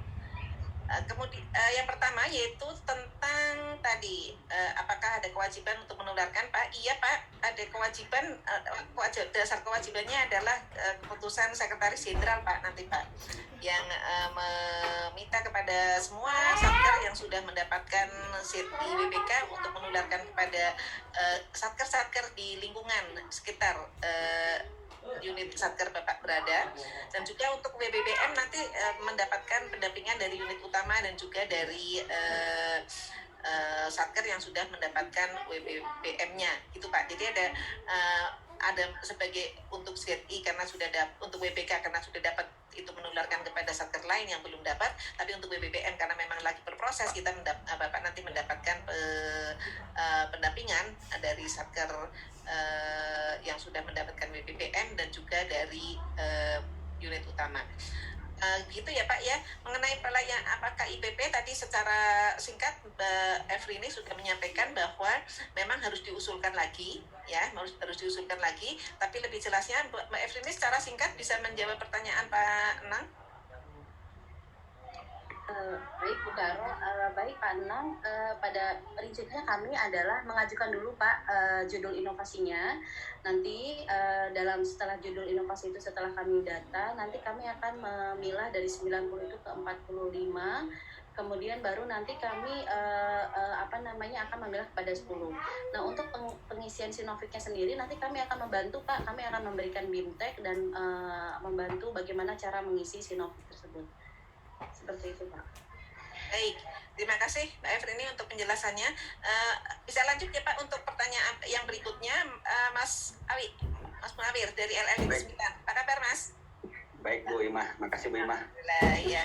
Ya, Assalamualaikum warahmatullahi wabarakatuh. Waalaikumsalam warahmatullahi wabarakatuh. Ada 3 poin Bu Imah yang ingin saya sampaikan. Yang pertama tadi sebenarnya sudah disounding juga oleh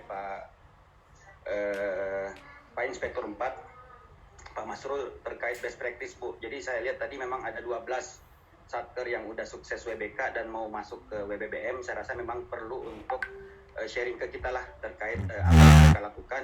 Termasuk tadi untuk menceritakan setidaknya wow factornya itu yang mana Bu, seperti apa. Kemarin saya kan dari Pusdiklat ya Bu, bersama Pak Masrul. Di sana kami melihat memang udah kerasa budaya pelayanannya.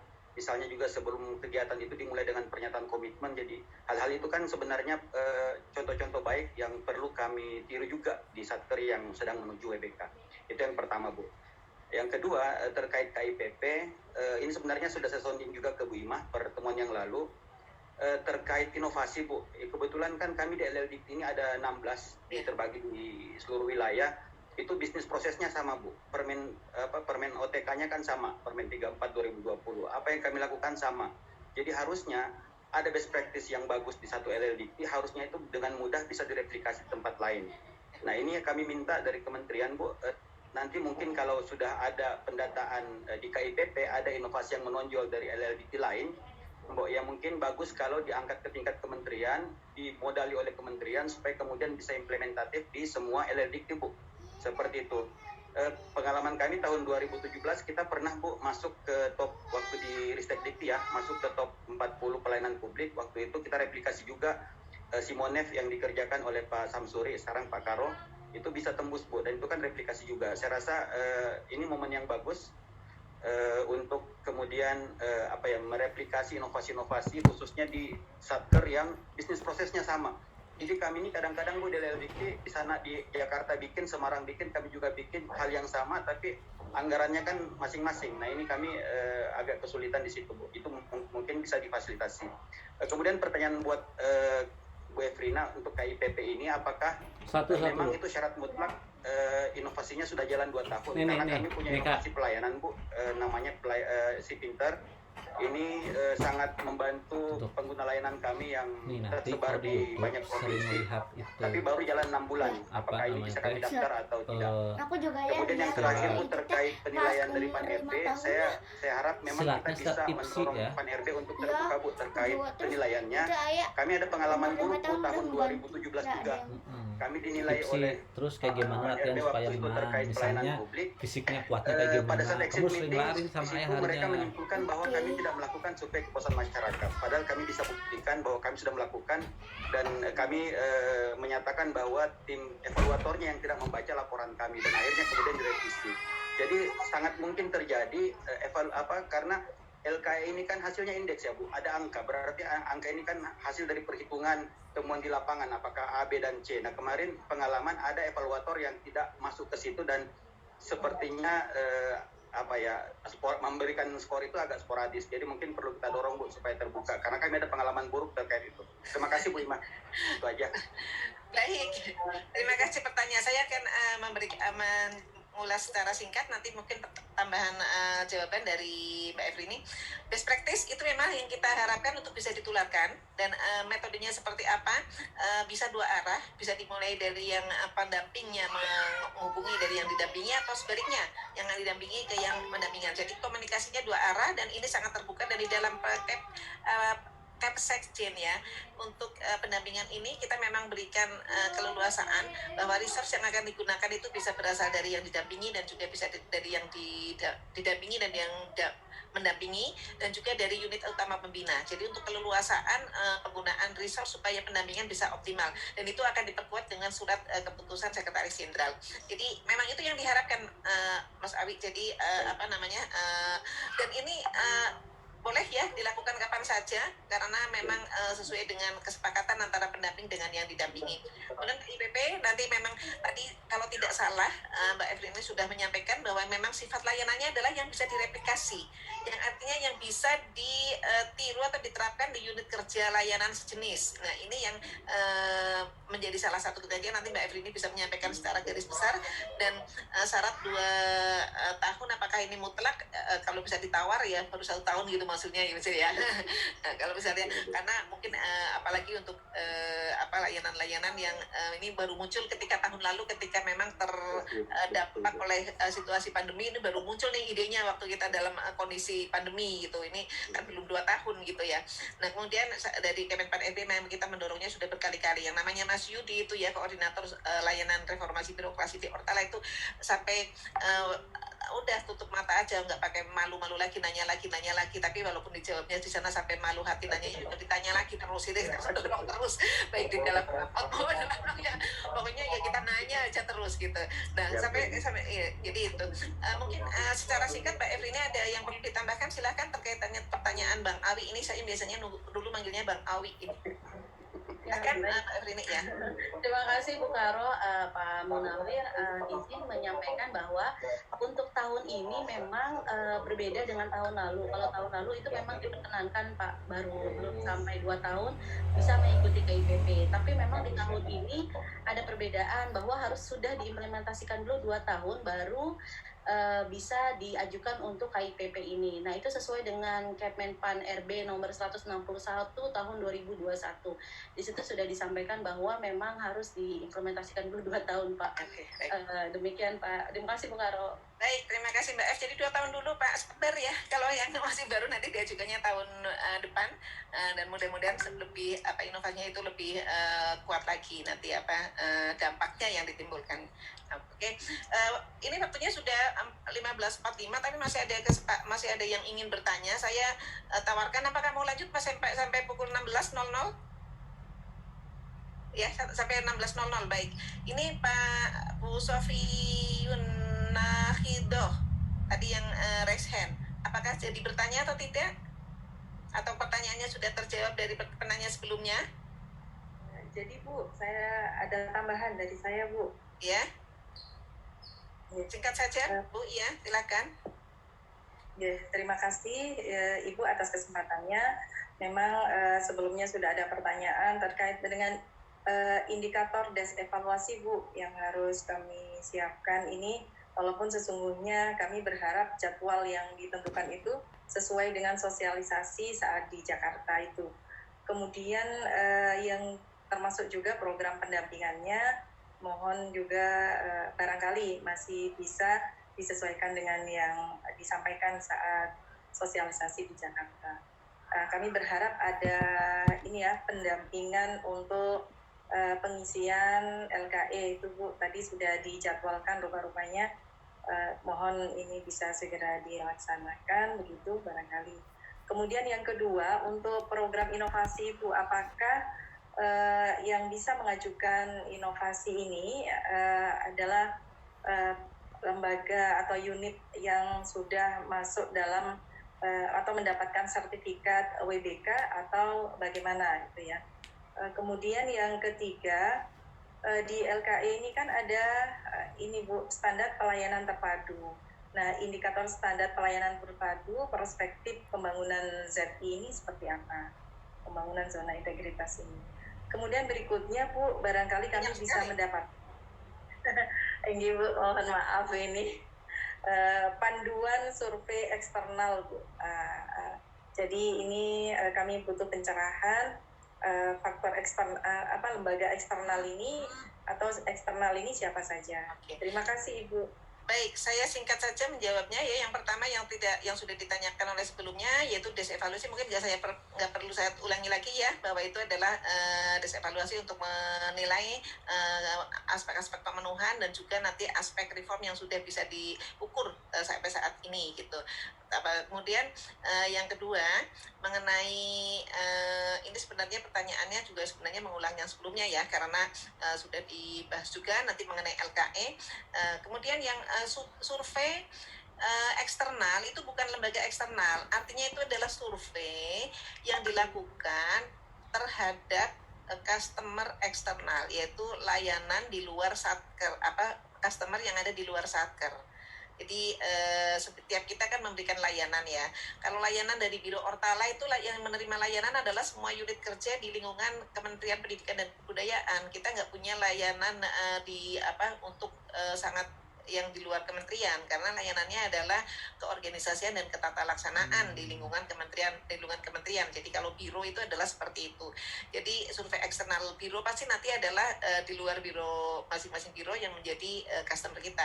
Tetapi apabila ada layanan yang keluar dari di luar Kemendikbud, misalnya untuk layanan BP Balai Pengembangan Media, misalnya radio, pendidikan dan budaya, itu kan ada layanannya yang di luar dari dari satker ya, itu customer yang sangat luas, apalagi yang universitas itu adalah mahasiswa dan orang tua dan juga dari pihak-pihak organisasi atau perusahaan itu menjadi customer eksternalnya. Jadi artinya survei eksternal itu adalah survei terhadap customer di luar unit kerja kita, di lingkungan satker kita. Jadi yang menerima layanan itu yang mungkin yang penting ya, tapi yang lain-lainnya rasanya sudah terjawab ya, indeks layanan LKE dan juga hal-hal yang tadi sudah dibahas sebelumnya. Mungkin tidak perlu saya jelaskan lagi ya, Mbak Sufiatun ya, mengulang-ulangnya juga sudah sangat mepet. Baik, ada satu lagi tadi yang raise hand. Kalau jadi ya dari mana tadi yang terakhir ya Pak Mas Yudi ya, selain Mbak Sofiatun di bawahnya? Pak Witarsa, Bu. Pak Witarsa, silahkan. Baik, terima kasih. Assalamualaikum warahmatullahi wabarakatuh. Waalaikumsalam warahmatullahi wabarakatuh. Salam sejahtera, Bu Muslimah yang sama-sama kita hormati, Pak Masrul. Selamat sore. Saya bertanya ini Bu, terkait dengan dokumen. Sebenarnya dokumen yang kita siapkan itu apakah dokumen tahun 2020 atau nyambung sampai dengan dokumen yang sekarang, karena kalau kita melihat LKI itu kurang lebih 75 dokumen untuk 6 komponen pengungkit itu belum termasuk sub-sub dokumennya, sehingga itu memang sangat banyak sekali.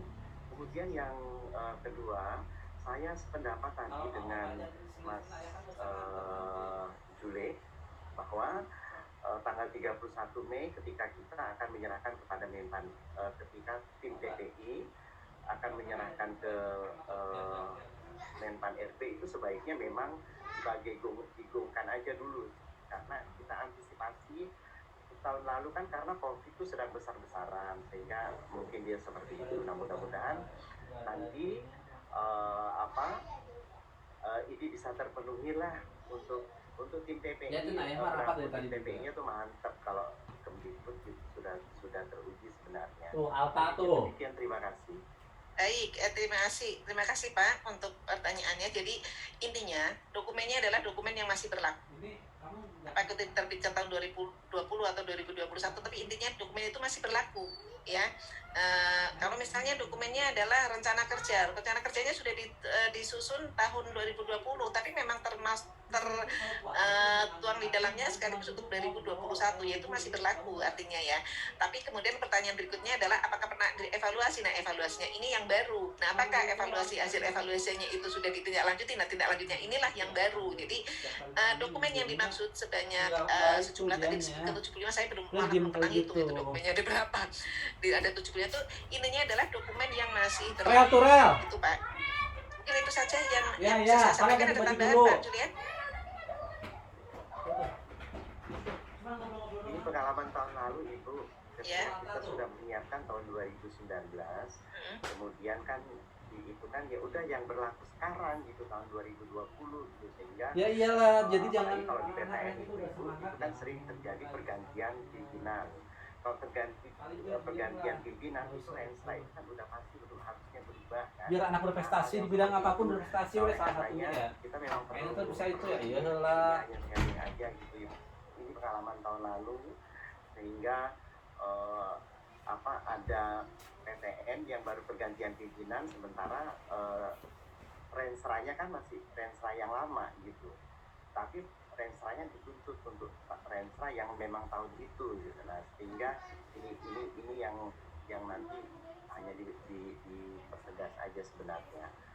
Saya pikir demikian, Bu. Terima kasih. Baik ya, baik Pak. Terima kasih penjelasannya. Mungkin memang karena dulu kan masih Ristek Diti ya Pak, usulkannya. Itu memang harus diubah Pak. Ya, makanya tadi saya sampaikan bahwa yang dokumennya itu adalah dokumen yang masih berlaku. Kalau itu memang dulu masih di era Ristek Diti mungkin ya ada diubah, yang sekarang disesuaikan bahwa kita ada di Kemendikbud gitu. Bikin ya Pak. Baik, terima kasih. Rasanya yang kan sudah ini semua, mudah-mudahan ini karena jumlahnya juga sangat besar, mohon maaf kalau saya tidak bisa melihat semuanya dari yang recehan tadi, tapi mudah-mudahan dengan pertanyaan dari Bapak Ibu yang tadi sempat bertanya bisa menjadi jawaban juga atau pencerahan juga bagi Bapak Ibu yang lain dan juga ya baik, terima kasih. Ini waktunya sudah tinggal 6 menit menuju jam 4. Padahal kita tadi rencananya hanya sampai 3:30, kita perpanjang sampai 3:30 kurang seperempat dan sekarang ini udah mulai lagi. Baik, saya izin mengakhiri. Ini bukan pertemuan yang pertama atau terakhir. Ini bukan pertemuan yang terakhir. Nanti Mas Yudi akan melakukan beberapa kali pendampingan, khususnya tadi persiapan pengisian LKE, kemudian persiapan des evaluasi oleh tim penilai internal dan juga nanti bagaimana menjawab atau menyiapkan tadi alasan-alasan yang perlu dituangkan di dalam LKE. Karena memang Kemenpan RB itu menjawab tidak butuh jawaban hanya nomor A, B, C atau Y atau tidak, tapi jawaban Y itu maksudnya apa, jawaban 1 itu maksudnya apa, kondisinya seperti apa, itu harus bisa dijelaskan secara gamblang supaya itu tertangkap bahwa itu menggambarkan situasi yang benar-benar sesuai dengan jawaban A, yaitu maksud sesuai dengan definisinya. Mungkin itu Bapak Ibu, ini waktunya sudah mepet, kebetulan kita juga ada meeting lagi jam 4, ini hari libur, tapi seperti nggak hari libur, ini udah meeting kedua, sampai benar-benar ini masih ada meeting kedua dan nanti masih ada 2 lagi, heran juga ini padahal hari Sabtu gitu. Hari Sabtu bulan puasa pula ya, hari kerjanya seperti Menpan itu kan sebenarnya sudah, kita juga udah tahu hanya sampai jam 3, tapi kerja ini sekarang ini di era ini malah menjadi semakin banyak, tapi nggak apa-apa, ini mari kita laksanakan ini semua dengan tulus ikhlas bahwa ini menjadikan tambahan bagi kinerja kita, upaya peningkatan kinerja dan juga menjadi amal jariah kita dan juga amal soleh kita. Baik Bapak Ibu, mohon izin mengakhiri. Apabila ada hal yang kurang berkenan dalam diskusi kali ini, mohon maaf yang sebesar-besarnya. Jadi kita sudah tetapkan 155 satker untuk WBK dan 12 satker untuk WBBM. Ini demi mempermudah kerjanya dari TPI, tim penilai internal. Jadi mohon tidak ada penambahan lagi. Nanti untuk usulan-usulan yang satker baru ini dibina sekarang, tapi usulannya untuk tahun depan. Begitu, jadi bukan berarti berhenti, tapi pembinaan itu terus, tapi pengusulannya bisa di tahun depan, tahun 2022. Baik, sekali lagi terima kasih, selamat menjalankan ibadah puasa bagi Bapak Ibu yang beragama Islam, dan juga apabila kami dari Biro Ortala dan juga dari tim TPI, ya ini sekaligus kita bermaaf-maafan karena mumpung ada banyak sekali yang bergabung dalam Zoom ini, mohon maaf lahir dan batin. Selamat menjalankan ibadah puasa, mudah-mudahan kita diberikan kesehatan dan kekuatan untuk menjalankan ibadah puasa bagi yang beragama Islam dan juga bagi Bapak Ibu yang bukan beragama Islam juga tetap diberikan kesehatan dan kekuatan juga untuk menjalankan tugas-tugas yang diamanahkan kepada kita semua. Baik Bapak Ibu sekalian, saya akhiri, marilah kita sama-sama melafalkan hamdalah. Alhamdulillahirobbilalamin. Alhamdulillahirobbilalamin. Alhamdulillahirobbilalamin. Terima kasih Bu Karo. Terima kasih Bu Karo. Terima kasih Bu Karo. Terima kasih Mas. Terima kasih. Terima kasih. Selamat.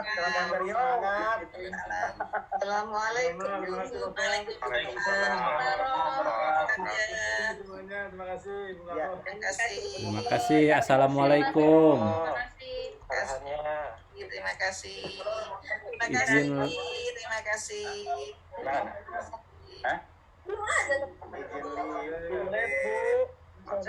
Monggo, silakan. Terima kasih. Ibu, Ya, silakan.